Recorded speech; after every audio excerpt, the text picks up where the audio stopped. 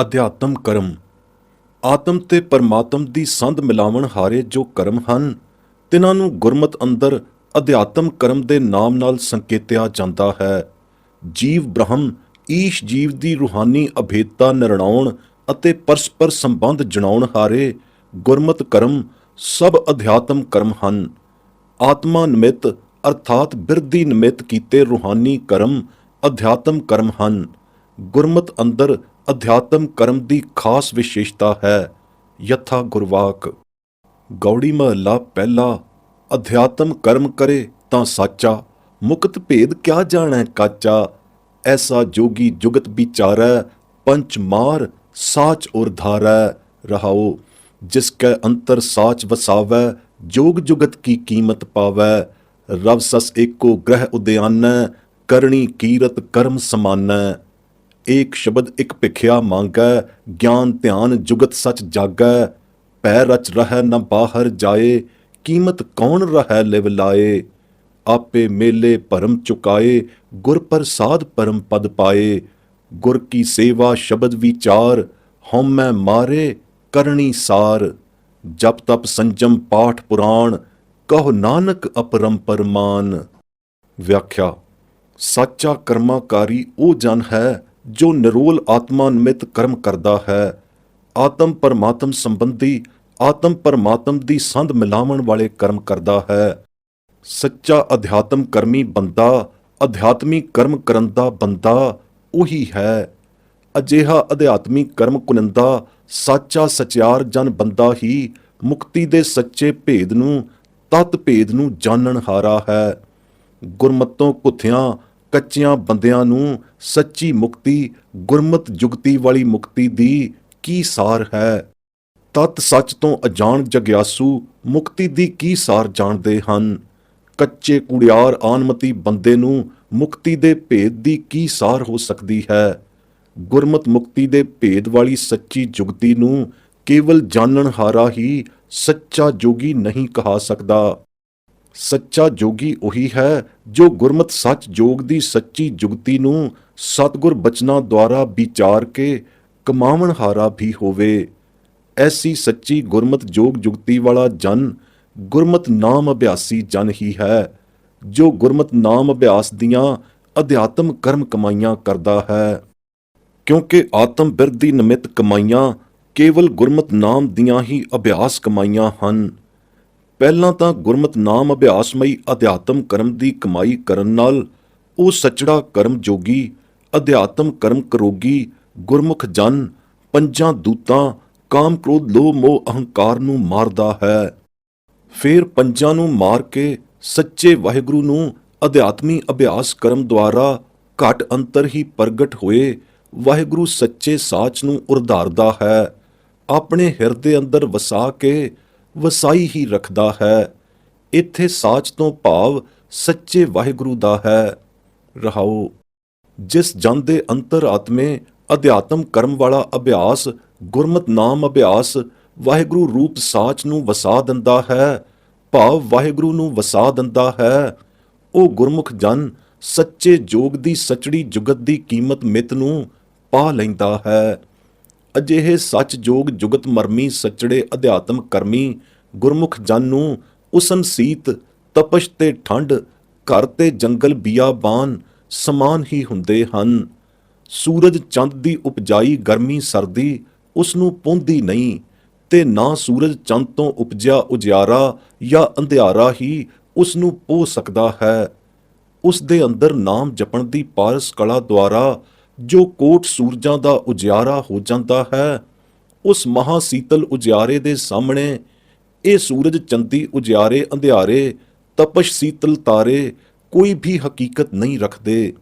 ਸੀਤ ਚਾਨਣਾਰੇ ਮਿੱਠ ਜੋਤ ਉਗਾੜੇ ਹੀ ਉਗਾੜੇ ਹੋਏ ਵੇ ਹੁੰਦੇ ਹਨ। ਜਿਨ੍ਹਾਂ ਦੇ ਘਟ ਰੂਪੀ ਘਰ ਅੰਦਰ ਅਜਿਹੇ ਰਸ ਪਰਮਾਤਮੀ ਰੰਗ ਲੱਗੇ ਹੋਏ ਹੋਣ, ਐਸੇ ਅਧਿਆਤਮ ਕਰਮੀਆਂ ਰਸ ਜੋਤ ਠਰਮੀਆਂ ਨੂੰ ਬਨਾਂ ਜੰਗਲਾਂ ਵਿੱਚ ਜਾਣ ਦੀ ਕੀ ਲੋੜ ਰਹਿੰਦੀ ਹੈ। ਗ੍ਰਹਿ ਉਦਿਆਨ ਉਹਨਾਂ ਲਈ ਇੱਕ ਸਮਾਨ ਸਮਸਰੀ ਹੀ ਹੁੰਦੇ ਹਨ। ਉਸ ਲਈ ਸਿਫਤ ਸਲਾਹਮਈ ਕੀਰਤ ਰੂਪੀ ਕਰਨੀ ਹੀ ਸੱਚਾ ਕਰਮ ਹੈ। ਇਸ ਅਧਿਆਤਮ ਕਰਮ ਤੋਂ ਛੁੱਟ ਹੋਰ ਕਰਮ ਅਨਕਰਮ ਨੂੰ ਆਨਮਤ ਮੰਨੇ ਪਰਮੰਨੇ ਕਰਮ ਸੁਕਰਮ ਸਭ ਸਮਾਨ ਹੀ ਹਨ। ਅਜਿਹੇ ਗੁਰਮਤ ਨਾਮ ਅਭਿਆਸ ਦੇ ਸੱਚੜੇ ਅਧਿਆਤਮ ਕਰਮੜੇ ਸੰਨਿਆਸੀ ਜਨ ਕੇਵਲ ਨਾਮ ਭਿਖਿਆ, ਇੱਕੋ ਸ਼ਬਦ ਭਿਖਿਆ ਮੰਗਣ ਹਾਰੇ ਭਿਖਾਰੀ ਹੀ ਹਨ। ਇਸ ਭਿਖਿਆ ਮੰਗਣ ਲਈ ਉਹ ਆਪਣੀ ਘਟ ਨਗਰੀ ਅੰਦਰ ਹੀ ਅਲਖ ਜਗਾਉਂਦੇ ਹਨ। ਸਵਾਸ ਅਭਿਆਸੀ ਖੰਡਾ ਖੜਕਾਉਂਦੇ ਹਨ। ਜਿਸ ਘਟ ਅਭਿਆਸ ਰਸ ਜੋਤ ਪ੍ਰਕਾਸ਼ਨੀ ਖੰਡੇ ਦੇ ਪ੍ਰਤਾਪ ਕਰਕੇ ਸੱਚੇ ਜੋਤੀਸ਼ਤ ਵਾਹਿਗੁਰੂ ਨੂੰ ਆਪਣੇ ਅੰਦਰੇ ਹੀ ਪ੍ਰਕਾਸ਼ ਕਰ ਲੈਂਦੇ ਹਨ, ਜਗਾ ਲੈਂਦੇ ਹਨ, ਜਗਮਗਾ ਲੈਂਦੇ ਹਨ। ਜੋਤ ਲਾਏ ਜਗਦੀਸ਼ ਜਗਾਇਆ ਵਾਲਾ ਪ੍ਰਚੰਡ ਜਗਦੀਸ਼ੀ ਦਰਸ਼ਨ ਆਪਣੇ ਘਟ ਅੰਤਰ ਹੀ ਕਰ ਲੈਂਦੇ ਹਨ। ਇਸ ਕਰਕੇ ਸੱਚ ਜਾਗੈ ਤੋਂ ਆਨ ਗਿਆਨ ਧਿਆਨ ਜੋਗ ਜੁਗਤੀਆਂ ਸਾਰੀਆਂ ਹੀ ਪ੍ਰਚੰਡ ਨੂਰ ਝਲ ਕਰਨੀਏ ਦਰਸ਼ਨ ਅੰਦਰ ਹੀ ਸਮਾ ਜਾਂਦੀਆਂ ਹਨ। ਐਸਾ ਅਧਿਆਤਮ ਕਰਮੀ ਜਨ ਘਟ ਅੰਤਰ ਜਾਗੇ ਜਗਦੀਸ਼ ਦੀ ਭੈ ਅਦਬ ਪੂਜਾ ਵਾਲੀ ਪ੍ਰੇਮਾ ਭਗਤੀ ਵਿੱਚ ਅੰਦਰੇ ਅੰਦਰ ਹੀ ਰਚਿਆ ਰਹਿੰਦਾ ਹੈ। ਇਸ ਦਰਸ਼ਨ ਅਵਤਾਰੀ ਆਨੰਦ ਤੋਂ ਉਸ ਦੀ ਅੱਖ ਹੀ ਨਹੀਂ ਉਗੜਦੀ। ਅੰਤਰਗਤੀ ਦਰਸ ਰੰਗਲੇ ਆਨੰਦ ਮਾਨਣ ਵਾਲੀ ਪ੍ਰੇਮਾ ਭਗਤੀ ਵਿੱਚ ਹੀ ਰਚਿਆ ਰਹਿੰਦਾ ਹੈ। ਬਾਹੇ ਮੁਖੀ ਸੁਰਤ ਉਸ ਦੀ ਹੁੰਦੀ ਹੀ ਨਹੀਂ। ਬਾਹਰ ਜਾ ਕੇ ਬਾਹਰ ਸੁਰਤੀਆਂ ਬਿਰਤੀਆਂ ਦੌੜਾ ਕੇ ਉਸਨੇ ਲੈਣਾ ਹੀ ਕੀ ਹੈ। ਕਤ ਜਾਈਐ ਰੇ ਘਰ ਲਾਗੋ ਰੰਗ, ਮੇਰਾ ਚਿਤ ਨਾ ਚਲੈ ਮਨ ਭਇਓ ਪੰਗ। ਉਸ ਦੀ ਆਤਮ ਦਸ਼ਾ ਐਸੀ ਹੋ ਜਾਂਦੀ ਹੈ, ਉਹ ਇਸ ਪਰਮਾਤਮ ਰੰਗ ਵਿੱਚ ਹੀ ਰੰਗੇ ਜਾਂਦੇ ਹਨ। ਅਜਿਹੇ ਅਧਿਆਤਮ ਕਰਮੀ ਪਰਮਾਤਮ ਲਿਵ ਦਰਸ ਮਰਮੀ ਦੀ ਮਹਿਮਾ ਮਿਤ ਕਹੀ ਹੀ ਨਹੀਂ ਜਾ ਸਕਦੀ। ਕਹੇ ਤਾਂ ਕੌਣ ਕਹੇ। ਇਸ ਅੰਤਰਗਤੀ ਦਰਸ ਲਿਵ ਜੋਤ ਰਹੱਸੀ ਦੀ ਕੀਮਤ ਹੀ ਕੁਛ ਨਹੀਂ। ਉਸ ਦੀ ਕੀਮਤ ਪਾਈ ਹੀ ਨਹੀਂ ਜਾ ਸਕਦੀ। ਹੋਰ ਕੌਣ ਸੀ ਕੀਮਤ ਹੈ। ਬਸ ਲਿਵ ਹੀ ਲਾਏ ਰਹੇ। ਲਿਵ ਲਾ ਕੇ ਦੇਖੇ ਤੇ ਹੀ ਕੀਮਤ ਪੈਂਦੀ ਹੈ। ਪਰ ਕੀਮਤ ਫੇਰ ਵੀ ਕੀ ਪੈਣੀ ਸੀ। ਲਿਵ ਲਾਏ ਰਹਿਣਿਆਂ ਨੂੰ ਕੀਮਤ ਪਾਉਣ ਦੀ ਸੂਝ-ਬੂਝ ਤੇ ਜ਼ਰੂਰਤ ਹੀ ਕੀ ਹੈ। ਕੀਮਤ ਪਾਉਣ ਪਵਾਉਣ ਦੀ ਕਿਹੜੀ ਬਿਪਤਾ ਪਈ ਹੈ। ਲਿਵ ਲਾਏ ਕੇ ਜੋਤੀਸ਼ ਜਗਦੀਸ਼ ਨਾਲ ਸਮਾਏ ਰਹੇ, ਪਰਮਾਤਮ ਪਦ ਤੇ ਪੁੱਗ ਰਹੇ ਅਧਿਆਤਮੀਆਂ ਦੀ ਪਰਮਾਤਮਾ ਨਾਲ ਮੇਲ ਮਿਲਾਉਣੀ ਆਪ ਹੀ ਮੇਲ ਕਰਨਹਾਰਾ ਮਿਲਾਉਂਦਾ ਹੈ। ਐਸੀ ਮਿਲਾਉਣੀ ਵਾਲਾ ਮਿਲਾਪ ਮਿਲਾਉਂਦਾ ਹੈ ਕਿ ਸਗਲੇ ਭਰਮ ਭੇਦ ਚੁਕਾ ਦਿੰਦਾ, ਚੁਕਾਉਂਦਾ ਹੈ। ਇਸ ਉੱਚੀ ਤੋਂ ਉੱਚੀ ਕਲਿਆਣ ਗਤੀ ਵਾਲੇ ਪਰਮ ਪਦ ਨੂੰ ਉਹ ਗੁਰੂ ਦੀ ਅਪਾਰ ਕਿਰਪਾ ਪ੍ਰਸਾਦ ਦੁਆਰਾ ਹੀ ਪਾਉਂਦਾ ਹੈ। ਸ਼ਬਦ ਵਿਚਾਰ ਰੂਪੀ ਗੁਰਮਤ ਨਾਮ ਅਭਿਆਸ ਕਮਾਈ ਹੀ ਸਤਿਗੁਰੂ ਦੀ ਸੱਚੀ ਸੇਵਾ ਹੈ। ਇਸ ਨਾਮ ਅਭਿਆਸ ਕਮਾਈ ਦੀ ਪਾਰਸ ਕਲਾ ਨਾਲ ਹੀ ਹਉਮੈ ਦਾ ਅਭਾਵ ਹੁੰਦਾ ਹੈ। ਹਉਮੈ ਨੂੰ ਮਾਰਨਾ ਇੱਕ ਬੜੀ ਸਾਰ ਕਰਨੀ ਹੈ। ਇਹੀ ਉਹਨਾਂ ਦੇ ਜਪ ਤਪ ਸੰਜਮ ਵੇਦ ਪਾਠ ਪੁਰਾਣ ਹਨ। ਅਰਥਾਤ ਇਸ ਅਧਿਆਤਮ ਕਰਨੀ ਤੋਂ ਛੁੱਟ ਹੋਰ ਕਿਸੇ ਜਪ ਤਪ ਸੰਜਮ ਦੀ ਲੋੜ ਨਹੀਂ। ਨਾ ਹੀ ਵੇਦਾਂ ਤੇ ਪੁਰਾਣਾ ਸ਼ਾਸਤਰਾਂ ਦਾ ਪਾਠ ਕਰਨ ਦੀ ਲੋੜ ਹੈ। ਕਿਸੇ ਵੀ ਆਨਮਤੀ ਪੁਸਤਕਾਂ ਵੇਦ ਕੁਰਾਨ ਅੰਜੀਲ ਤੌਰੇਤ ਆਦਿ ਦੇ ਪੜ੍ਹਨ ਦੀ ਲੋੜ ਨਹੀਂ। ਉਹ ਸਰਬ ਆਨਮਤ ਕਰਮ ਗੁਰਮਤ ਅਧਿਆਤਮ ਕਰਮ ਤੋਂ ਹੇਠਾਂ ਹਨ। ਅਰਥਾਤ ਗੁਰਮਤ ਅਧਿਆਤਮ ਕਰਨੀ ਦੇ ਕਰਨੀਸ਼ਰਾਂ ਲਈ ਗੁਰਮਤ ਅਧਿਆਤਮ ਕਰਮ ਕਰਨੀ ਹੋਰ ਆਨਮਤ ਕਰਮ ਕਾਂਡੀ ਕਰਨੀਆਂ ਤੋਂ ਅਤ ਅਪਰੰਪਰ ਹੈ। ਮਨ ਮੇਰੇ ਨਾਮ ਰਤੇ ਸੁਖ ਹੋਏ, ਗੁਰਮਤੀ ਨਾਮ ਸਲਾਹੀਐ ਦੂਜਾ ਅਵਰ ਨ ਕੋਏ। ਰਹਾਓ। ਧਰਮ ਰਾਏ ਨੋ ਹੁਕਮ ਹੈ ਬੈ ਸੱਚਾ ਧਰਮ ਵਿਚਾਰ, ਦੂਜੈ ਭਾਏ ਦੁਸ਼ਟ ਆਤਮਾ ਉਹ ਤੇਰੀ ਸਰਕਾਰ। ਅਧਿਆਤਮੀ ਹਰ ਗੁਣ ਤਾਸ ਮਨ, ਜਪੈ ਏਕ ਮੁਰਾਰ, ਤਿਨ ਕੀ ਸੇਵਾ ਧਰਮ ਰਾਏ ਕਰੈ, ਧਨ ਸਵਾਰਨ ਹਾਰ। ਸ੍ਰੀ ਰਾਗ ਮਹਲਾ ਤੀਜਾ। ਵਿਆਖਿਆ। ਸੱਚੇ ਸੁਖ ਦੀ ਪ੍ਰਾਪਤੀ ਕੇਵਲ ਨਾਮ ਨਾਲ ਰਤਿਆਂ ਹੁੰਦੀ ਹੈ। ਨਾਮ ਵਿੱਚ ਰੰਗਿਆਂ ਹੀ ਹੁੰਦੀ ਹੈ। ਨਾਮ ਵਿੱਚ ਰੰਗੇ ਤਾਂ ਜਾਈਦਾ ਹੈ ਜੇ ਨਾਮ ਦੀ ਪ੍ਰਾਪਤੀ ਗੁਰਮਤ ਦੁਆਰਾ ਹੋਵੇ ਅਤੇ ਸੱਚੇ ਸਤਿਗੁਰੂ ਦੀ ਗੁਰਦੀਖਿਆ ਦੇ ਪੰਨੇ ਪੈ ਕੇ ਨਾਮ ਮਿਲੇ। ਤਿਸ ਗੁਰਮਤ ਨਾਮ ਨੂੰ ਕੇਵਲ ਗੁਰਮਤੀ ਸਲਾਹ ਕੇ ਅਰਥਾਤ ਜਪ ਕੇ ਹੀ ਗੁਰਮਤ ਜੁਗਤੀ ਦੁਆਰਾ ਸਲਾਹਕਾਰੀ ਨਾਮ ਦਾ ਰੰਗ ਚੜ੍ਹਦਾ ਹੈ। ਸੱਚੇ ਗੁਰਮਤ ਨਾਮ ਪਰਾ ਪੂਰਬਲੇ ਸੱਚੇ ਨਾਮ ਸਤ ਨਾਮ ਨੂੰ ਸਲਾਹ ਕੇ ਹੀ ਚੜ੍ਹਦਾ ਹੈ, ਜੋ ਕੇਵਲ ਗੁਰੂ ਦੁਆਰਿਓਂ ਮਿਲਦਾ ਹੈ। ਇਸ ਗੁਰਮਤਿ ਨਾਮ ਇੱਕੋ ਸਲਾਹਣ ਯੋਗ ਨਾਮ ਤੋਂ ਬਿਨਾ ਹੋਰ ਦੂਜਾ ਨਾਮ ਹੀ ਕੋਈ ਨਹੀਂ ਜੋ ਸਲਾਹਿਆ ਜਾਵੇ। ਇੱਕੋ ਗੁਰਮਤਿ ਨਾਮ ਬਾਝੋਂ ਹੋਰ ਸਭ ਕਿਰਤਮ ਨਾਮ ਹਨ। ਇਸ ਸਤਨਾਮ ਸੱਚੇ ਨਾਮ ਗੁਰਮਤਿ ਨਾਮ ਬਾਝੋਂ ਆਨਮਤ ਕਿਰਤਮ ਨਾਮ ਕਮਾਏ ਤੋਂ ਪਰਮਾਤਮ ਰੰਗ ਨਹੀਂ ਚੜ੍ਹਦਾ। ਹੋਰ ਕਿਸੇ ਨਾਮ ਜਪੇ ਤੋਂ ਨਿਸਤਾਰਾ ਨਹੀਂ। ਧਰਮ ਰਾਏ ਨੂੰ ਵਾਹਿਗੁਰੂ ਸੱਚੇ ਪਾਤਸ਼ਾਹ ਦਾ ਕਰੜਾ ਹੁਕਮ ਹੈ ਸੱਚਾ ਧਰਮ ਨਿਆਉ ਵਿਚਾਰਨ ਦਾ। ਦੂਜੇ ਭਾਏ ਦੇ ਕਰਮ ਕਮਾਵਣ ਹਾਰੇ ਅਤੇ ਦੁਤੀ ਨਾਮ ਜਪਣ ਵਾਲੇ ਤੇ ਹੋਰ ਦੁਸ਼ਟ ਆਤਮੀ ਪ੍ਰਾਣੀ ਸਭ ਤੇਰੀ ਧਰਮ ਰਾਏ ਦੀ ਸਰਕਾਰ ਪਰਜਾ ਹੈ। ਉਹਨਾਂ ਤੇ ਤੇਰਾ ਜ਼ੋਰ ਚੱਲਦਾ ਹੈ। ਅਧਿਆਤਮੀ ਕਰਮ ਕਰਨ ਹਾਰਿਆਂ ਦੇ ਮਨ ਅੰਦਰ ਗੁਣਾਂ ਦਾ ਪੁੰਜ ਖਜ਼ਾਨਾ ਰੂਪੀ ਵਾਹਿਗੁਰੂ ਵਸਿਆ ਹੈ। ਉਹ ਕੇਵਲ ਇੱਕੋ ਗੁਰਮਤਿ ਨਾਮ ਨੂੰ ਜਪਦੇ ਹਨ। ਤਿਨਾਂ ਉੱਪਰ ਹੇ ਧਰਮ ਰਾਏ ਤੇਰਾ ਜ਼ੋਰ ਨਹੀਂ ਚੱਲਦਾ। ਤਿਨਾਂ ਦੀ ਸਗੋਂ ਧਰਮ ਰਾਏ ਉਲਟੀ ਸੇਵਾ ਕਰਦਾ ਹੈ। ਤਿਨਾਂ ਨੂੰ ਡੰਨ ਤਾਂ ਕੀ ਦੇਣਾ ਸੀ, ਸਗੋਂ ਉਲਟਾ ਤਿਨਾਂ ਦੀ ਧਰਮ ਰਾਏ ਸੇਵਾ ਕਰਦਾ ਹੈ। ਧਨ ਸਵਾਰਨ ਹਾਰਾ ਸੱਚਾ ਪਾਤਸ਼ਾਹ ਅਤੇ ਧਨ ਹਨ ਅਧਿਆਤਮੀ ਕਰਮ ਕਰਨ ਹਾਰੇ ਗੁਰਮੁਖ ਜਨ ਜਿਨ੍ਹਾਂ ਦੀ ਧਰਮ ਰਾਏ ਵੀ ਸੇਵਾ ਕਰਦਾ ਹੈ। ਆਤਮਾ ਦਿਓ ਪੂਜੀਐ ਗੁਰ ਕੈ ਸਹਿਜ ਸੁਭਾਏ। ਆਤਮੇ ਨੂੰ ਆਤਮੇ ਦੀ ਪ੍ਰਤੀਤ ਹੋਏ ਤਾਂ ਘਰ ਹੀ ਪਰਚਾ ਪਾਏ। ਆਤਮਾ ਅਡੋਲ ਨ ਡੋਲਈ ਗੁਰ ਕੈ ਭਾਏ ਸੁਭਾਏ। ਗੁਰ ਵਿਣ ਸਹਿਜ ਨ ਆਵਈ ਲੋਭ ਮੈਲ ਨ ਵਿੱਚੋਂ ਜਾਏ। ਖਿਨ ਪਲ ਹਰ ਨਾਮ ਮਨ ਵਸੈ ਸਭ 68 ਤੀਰਥ ਨਾਏ। ਸੱਚੇ ਮੈਲ ਨ ਲੱਗਈ ਮਨ ਲਾਗੈ ਦੂਜੈ ਭਾਏ। ਧੋਤੀ ਮੂਲ ਨ ਉਤਰੈ ਜੇ 68 ਤੀਰਥ ਨਾਏ। ਸ਼ਲੋਕ ਮਹਲਾ ਤੀਜਾ ਸ੍ਰੀ ਰਾਗ ਕੀ ਵਾਰ। ਵਿਆਖਿਆ। ਸਰਬ ਸ਼ਕਤੀਸ਼ਰ ਪ੍ਰਕਾਸ਼ ਰੂਪ ਪੂਜੈ ਪੁਰਖ ਪਰਮਾਤਮਾ ਨੂੰ ਗੁਰਮਤਿ ਦੀ ਸਹਿਜ ਪੂਜਾ ਵਿਧੀ ਦੁਆਰਾ ਹੀ ਪੂਜਾ ਪਦ ਦੇ ਸੱਚੇ ਅਰਥਾਂ ਵਿੱਚ ਪੂਜਿਆ ਜਾਂਦਾ ਹੈ। ਆਨ ਟੇਵ ਸੇਵ ਦੇਵ ਵਾਲੀ ਪੂਜਾ ਫਰਜ਼ੀ ਅਤੇ ਹਠ ਲਰਜ਼ੀ ਹੈ।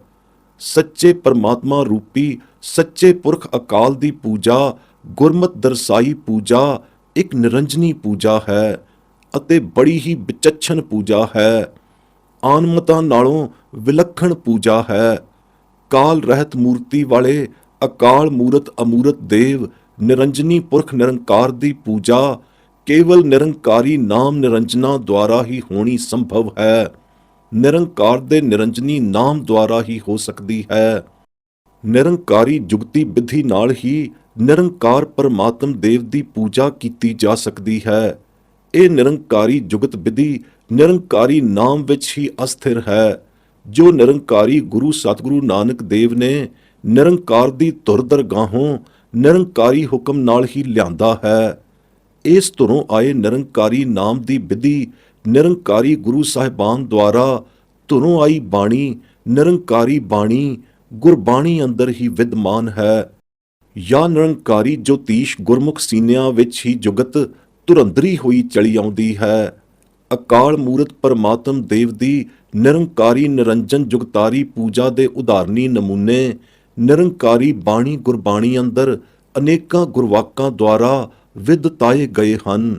ਵਨਗੀ ਮਾਤਰ ਇਹ ਗੁਰ ਪ੍ਰਮਾਣ ਹੈ ਜਿਸ ਦੀਆਂ ਆਰੰਭਕ ਸਤਰਾਂ ਹੇਠ ਲਿਖੀਆਂ ਜਾਂਦੀਆਂ ਹਨ। ਹਰ ਕੀ ਪੂਜਾ ਦੁਲੰਭ ਹੈ ਸੰਤੋ ਕਹਿਣਾ ਕਛੂ ਨਾ ਜਾਈ। ਸੰਤੋ ਗੁਰਮੁਖ ਪੂਰਾ ਪਾਈ ਨਾਮੋ ਪੂਜ ਕਰਾਈ। ਰਹਾਓ। ਰਾਮਕਲੀ ਮਹਲਾ ਤੀਜਾ। ਜਿਸ ਦਾ ਤਤ ਭਾਵ ਇਹ ਹੈ ਕਿ ਨਿਰੰਕਾਰ ਦੀ ਪੂਜਾ ਨਿਰੰਕਾਰੀ ਨਾਮ ਦੁਆਰਾ ਹੀ ਹੁੰਦੀ ਹੈ ਅਤੇ ਗੁਰੂ ਵਰੋਸਾਇਆ ਕੋਈ ਪੂਰਾ ਗੁਰਮੁਖ ਜਨ ਹੀ ਨਿਰੰਕਾਰੀ ਨਾਮ ਗੁਰਮਤਿ ਨਾਮ ਨੂੰ ਪਾਉਂਦਾ ਹੈ ਅਤੇ ਗੁਰਮਤਿ ਤਤ ਅਸਲ ਅਰਥਾਂ ਵਾਲੀ ਪੂਜਾ ਦਾ ਜੁਗਤ ਭੇਦ ਵੀ ਉਹੀ ਗੁਰਮੁਖ ਜਨ ਪਾਉਂਦਾ ਹੈ ਜਿਸ ਨੂੰ ਗੁਰਮਤਿ ਨਾਮ ਦੀ ਪ੍ਰਾਪਤੀ ਹੋ ਚੁੱਕੀ ਹੁੰਦੀ ਹੈ। ਨਿਰੰਕਾਰ ਦੀ ਸਰਗੁਣ ਮੂਰਤੀ ਕੋਈ ਨਹੀਂ। ਮੂਰਤੀ ਹੈ ਪਰ ਕਾਲ ਰਹਿਤ ਤ੍ਰੈ ਗੁਣਾ ਅਬਾਦ ਨਿਰਗੁਣ ਮੂਰਤੀ ਹੈ। ਅਕਾਲ ਮੂਰਤ ਵਾਲਾ ਅਕਾਲ ਪੁਰਖ ਹੈ। ਇਸ ਮੂਰਤ ਪਦ ਦਾ ਭਾਵ ਹੈ ਵਜੂਦ ਹਸਤੀ ਹੋਂਦ। ਅਕਾਲ ਪੁਰਖ ਤਤਵੱਤਾ ਮਈ ਹੋਂਦ ਅਕਾਲ ਮੂਰਤ ਦੁਪੰਗਤੀ ਜੁੜਤ ਪਦ ਅੰਦਰ ਵਿਦਮਾਨ ਹੈ। ਅਕਾਲ ਪੁਰਖ ਦੀ ਹੋਂਦ ਹਸਤੀ ਦੇ ਮੰਨਣ ਵਿੱਚ ਗੁਰਮਤਿ ਆਸਕਤਾ ਪੂਰਤ ਹੈ। ਪੂਰ ਰਹੀ ਹੈ। ਇਸ ਭਾਵ ਸ਼ਰਧਾ ਬਿਹੂਣੇ ਹੋਣ ਕਰ ਹੀ ਆਮ ਵਿਸ਼ਵ ਸੰਸਾਰ ਅੰਦਰ ਨਾਸਤਿਕਤਾ ਛਾ ਰਹੀ ਹੈ। ਗੁਰਮਤ ਅਨੁਸਾਰ ਬੁੱਤ ਪੂਜਾ, ਮੂਰਤੀ ਪੂਜਾ ਅਤ ਨਿਖੇਧਤ ਕਰਮ ਗਰਦਾਨਿਆ ਗਿਆ ਹੈ। ਨਿਰੰਜਨੀ ਨਿਰੰਜਨਾ ਨਾਮ ਦੀ ਪੂਜਾ ਦਾ ਹੀ ਗੁਰਮਤ ਅੰਦਰ ਵਿਧਾਨ ਹੈ। ਨਾਮ ਦੀ ਪੂਜਾ ਹੀ ਨਾਮੀ ਵਾਹਿਗੁਰੂ ਨਿਰੰਕਾਰ ਦੀ ਪੂਜਾ ਹੈ। ਪੂਜਾ ਸਮੇਂ ਨਾ ਹੀ ਨਾਮ ਨੂੰ ਅਤੇ ਨਾ ਹੀ ਨਾਮੀ ਪੁਰਖ ਨਿਰੰਕਾਰ ਨੂੰ ਮੂਰਤੀ ਵਜੋਂ ਸਨਮੁਖ ਰੱਖਿਆ ਜਾਂਦਾ ਹੈ। ਨਿਰੰਕਾਰ ਕੀ ਤੇ ਮੂਰਤੀ ਕੀ? ਨਿਰੰਕਾਰ ਦੀ ਮੂਰਤੀ ਹੀ ਕੋਈ ਨਹੀਂ ਹੋ ਸਕਦੀ, ਤਾਂ ਤੇ ਕੋਈ ਫਰਜ਼ੀ ਮੂਰਤੀ ਥਾਪ ਕੇ ਨਿਰੰਕਾਰ ਦੀ ਜਾਂ ਨਿਰੰਕਾਰੀ ਨਾਮ ਦੀ ਪੂਜਾ ਕਰਨੀ ਨਿਰੀ ਨਾਦਾਨੀ ਅਤੇ ਮੂਰਖਤਾ ਹੈ। ਸੱਚ ਪੁੱਛੋ ਤਾਂ ਨਿਰੀ ਮਨ ਦੀ ਮਤ ਮਨਮਤ ਹੈ। ਗੁਰਮਤ ਦਾ ਐਸੀ ਮੂਰਤ ਮੁਖੀ ਪੂਜਾ ਦਾ ਕੋਈ ਵਾਸਤਾ ਤਲਕ ਹੀ ਨਹੀਂ। ਸੱਚੇ ਸਾਹਿਬਾਨ ਨਿਰੰਕਾਰੀ ਗੁਰੂ ਪਾਤਸ਼ਾਹ ਸਾਹਿਬਾਨ ਨੇ ਗੁਰਸਿੱਖਾਂ ਪ੍ਰਤੀ ਨਾਮ ਅਭਿਆਸ ਦੀ ਨਿਰੰਕਾਰੀ ਜੁਗਤੀ ਦ੍ਰਿੜਾਈ, ਜਿਸ ਨਿਰੰਕਾਰੀ ਜੁਗਤੀ ਦੁਆਰਾ ਸਹਿਜ ਪੂਜਾ ਨਿਰੰਕਾਰ ਦੀ ਸੁਤੇ ਸੁਭਾਵ ਹੀ ਬਣ ਆਉਂਦੀ ਹੈ, ਜਿਸ ਵਿੱਚ ਮੂਰਤੀ ਪੂਜਾ ਵਾਲਾ ਰੰਚਕ ਮਾਤਰ ਲਾਗ ਮਾਤਰ ਵੀ ਲੇਸ ਨਹੀਂ। ਗੁਰਮਤ ਨਾਮ ਪੂਜਾ ਜੁਗਤੀਸ਼ਰ ਗੁਰਸਿੱਖਾਂ ਨੇ ਨਾ ਹੀ ਕਿਸੇ ਅੱਖਰੀ ਬਿਉਂਤ ਵਾਲੀ ਨੂੰ ਅੱਖੀਆਂ ਅੱਗੇ ਜਾਂ ਧਿਆਨ ਗੋਚਰਾ ਰੱਖਣਾ ਹੈ, ਨਾ ਹੀ ਨਾਮੀ ਪਰਮਾਤਮਾ ਦੀ ਸਰਗੁਣ ਦੇਵਤਾ ਮਈ ਕਿਸੇ ਮੂਰਤੀ ਦਾ ਧਿਆਨ ਧਰਨਾ ਹੈ।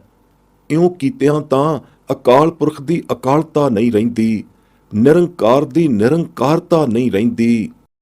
ਨਿਰੰਜਨ ਪਰਮਾਤਮਾ ਦੀ ਨਿਰੰਜਨਤਾ ਜਾਂਦੀ ਹੈ। ਉਹੀ ਟਕਵੰਜ ਮੂਰਤੀ ਪੂਜਾ ਆਨਮਤੀਆਂ ਵਾਲਾ ਗੁਰੂ ਘਰ ਅਤੇ ਗੁਰੂ ਘਰ ਦੇ ਸਿੱਖਾਂ ਅੰਦਰ ਵੀ ਆ ਵੜਦਾ ਹੈ। ਫਰਜ਼ੀ ਮੂਰਤ ਫਰਜ਼ ਫਰਜ਼ਾ ਕੇ ਧਿਆਨ ਜਮਾਉਣਾ ਤਤ ਗੁਰਮਤ ਨਾਲ ਧਰੋ ਕਮਾਉਣਾ ਹੈ। ਗੁਰੂ ਸਾਹਿਬਾਨ ਦੀ ਚਲਾਈ ਗੁਰਮਤ ਨੂੰ ਹਾਸੋਹੀਣ ਕਰਨਾ ਹੈ। ਦਸੋਂ ਗੁਰੂ ਸਾਹਿਬਾਨ ਵਿੱਚੋਂ ਕਿਸੇ ਵੀ ਗੁਰੂ ਦੀ ਫਰਜ਼ੀ ਧੀਂਗੋ ਮਰਜ਼ੀ ਵਾਲੀ ਮੂਰਤੀ ਦਾ ਧਿਆਨ ਧਰਨਾ ਉਦੋਂ ਵੀ ਪਰਲੇ ਦਰਜੇ ਦੀ ਮਨਮਤ ਹੈ। ਇਹ ਜੋ ਪ੍ਰਚਲਿਤ ਫੋਟੋ ਵਾਲੀਆਂ ਜਾਂ ਹੱਥੀਂ ਖਿੱਚੀਆਂ ਤਸਵੀਰਾਂ ਹਨ, ਗੁਰੂ ਸਾਹਿਬਾਨ ਦੀਆਂ ਸਭ ਫਰਜ਼ੀ ਮਨੋਮਰਜ਼ੀ ਤਸਵੀਰਾਂ ਫੋਟੋਆਂ ਹਨ। ਇਹੀ ਕਾਰਨ ਹੈ ਕਿ ਜੋ ਦ੍ਰਿਸ਼ਟੀ ਜਿਉ ਮਰਜ਼ੀ ਵਿੱਚ ਆਈ ਸੋਈ ਫਰਜ਼ੀ ਤਸਵੀਰ ਫੋਟੋ ਖਿੱਚ ਮਾਰੀ। ਇਸ ਤਸਵੀਰਬਾਜ਼ੀ ਅਤੇ ਫੋਟੋਬਾਜ਼ੀ ਦੁਆਰਾ ਗੁਰੂ ਪੰਥ ਅੰਦਰ ਮਹਾ ਮਨਮਤ ਫੈਲ ਰਹੀ ਹੈ, ਜਿਸ ਦਾ ਸਿੱਟਾ ਇਹ ਹੈ ਕਿ ਗੁਰਮਤ ਪਰਮਾਰਥ ਦੇ ਪੰਥ ਦੀ ਜਨ ਸੱਚੀ ਸੁੱਚੀ ਅਕਾਲ ਪ੍ਰਸਤੀ ਆਤਮ ਪੂਜਾ ਤੋਂ ਤਤ ਪਰਮਾਤਮ ਪੂਜਾ ਤੋਂ ਵਾਂਝੇ ਜਾ ਰਹੇ ਹਨ। ਗੁਰੂ ਸਾਹਿਬਾਨ ਦੀ ਦ੍ਰਿੜਾਈ ਨਿਰੰਕਾਰੀ ਗੁਰਬਾਣੀ ਦੁਆਰਾ ਆਈ ਖੁਦ ਨਿਰੰਕਾਰ ਵਿਦਤਾਈ ਪੂਜਾ ਇਕਲ ਵਾਂਝੇ ਹੀ ਕਿਨਾਰੇ ਹੀ ਰਹਿ ਜਾਂਦੀ ਹੈ। ਸਾਨੂੰ ਗੁਰਸਿੱਖਾਂ ਨੂੰ ਗੁਰੂ ਸੱਚੇ ਪਾਤਸ਼ਾਹ ਨੇ ਨਾਮ ਦ੍ਰਿੜਾਇਆ, ਨਾਮ ਦੀ ਪੂਜਾ ਸਿਖਾਈ, ਗੁਰ ਦੀਖਿਆ ਦੀ ਗੁੜਤੀ ਦਿੱਤੀ, ਕਮਾਈ ਵਾਲੇ ਪੰਜਾਂ ਪਿਆਰਿਆਂ ਦੇ ਸਰੂਪ ਵਿੱਚ ਦਿੱਤੀ, ਜਿਨ੍ਹਾਂ ਨੇ ਖੁਦ ਨਾਮ ਅਭਿਆਸ ਰੂਪੀ ਸਚੜੀ ਪੂਜਾ ਨੂੰ ਜਗਿਆਸੂ ਜਨਾਂ ਪ੍ਰਤੀ ਕਰਕੇ ਪ੍ਰਤੱਖ ਦਿਖਾਇਆ। ਗੁਰ ਮੰਤਰ ਗੁਰ ਦੀਖਿਆ ਮਈ ਗੁਰਮਤ ਨਾਮ ਦਾ ਅਭਿਆਸ ਕਰਨਾ ਸਿਖਾਇਆ। ਇਸ ਵਿੱਚ ਕੋਈ ਫਰਜ਼ੀ ਧਿਆਨ ਕਿਸੇ ਫਰਜ਼ੀ ਮੂਰਤੀ ਦਾ ਨਹੀਂ ਕਰਨਾ ਪੈਂਦਾ। ਅਭਿਆਸ ਕਰਦੇ ਹੋਏ ਗੁਰਮੰਤਰ ਗੁਰਮਤ ਨਾਮ ਰੂਪੀ ਸ਼ਬਦ ਨੂੰ ਸੁਰਤੀ ਨਾਲ ਜੋੜਨਾ ਹੈ।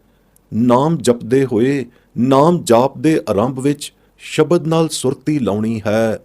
ਨਾਮ ਸ਼ਬਦ ਦੀ ਜੋ ਧੁਨੀ ਅਭਿਆਸ ਜਾਪ ਕਰਦਿਆਂ ਆਵੇ ਨਿਕਲੇ, ਉਸ ਧੁਨ ਨਾਲ ਸੁਰਤੀ ਨੂੰ ਜੋੜਨਾ ਇਹ ਸ਼ਬਦ ਸੁਰਤ ਦਾ ਆਰੰਭਕ ਖੇਲ ਹੈ। ਅਭਿਆਸੀ ਜਨ ਪਹਿਲਾਂ ਇੱਥੋਂ ਹੀ ਅਭਿਆਸ ਆਰੰਭ ਕਰਦਾ ਹੈ।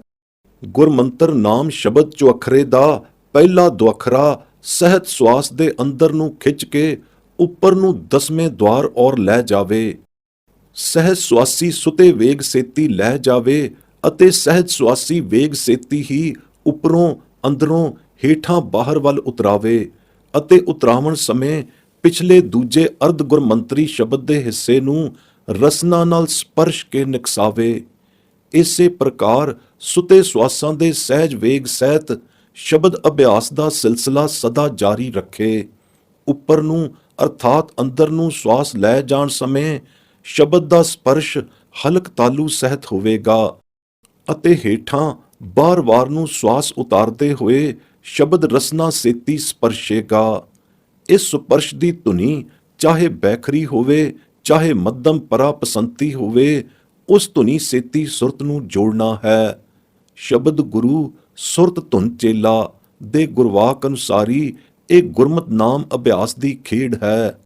ਸ਼ਬਦ ਗੁਰੂ ਰੂਪ ਇਸ ਕਰਕੇ ਹੈ ਕਿ ਧੁਰੋਂ ਨਿਰੰਕਾਰ ਦੀ ਦਰਗਾਹ ਤੋਂ ਆਇਆ ਹੋਣ ਕਰਕੇ ਸ਼ਬਦ ਦੀ ਸਪਰਸ਼ ਪਾਰਸ ਰੂਪੀ ਹੈ, ਅੰਮ੍ਰਿਤ ਰਸਾਇਣੀ ਹੈ।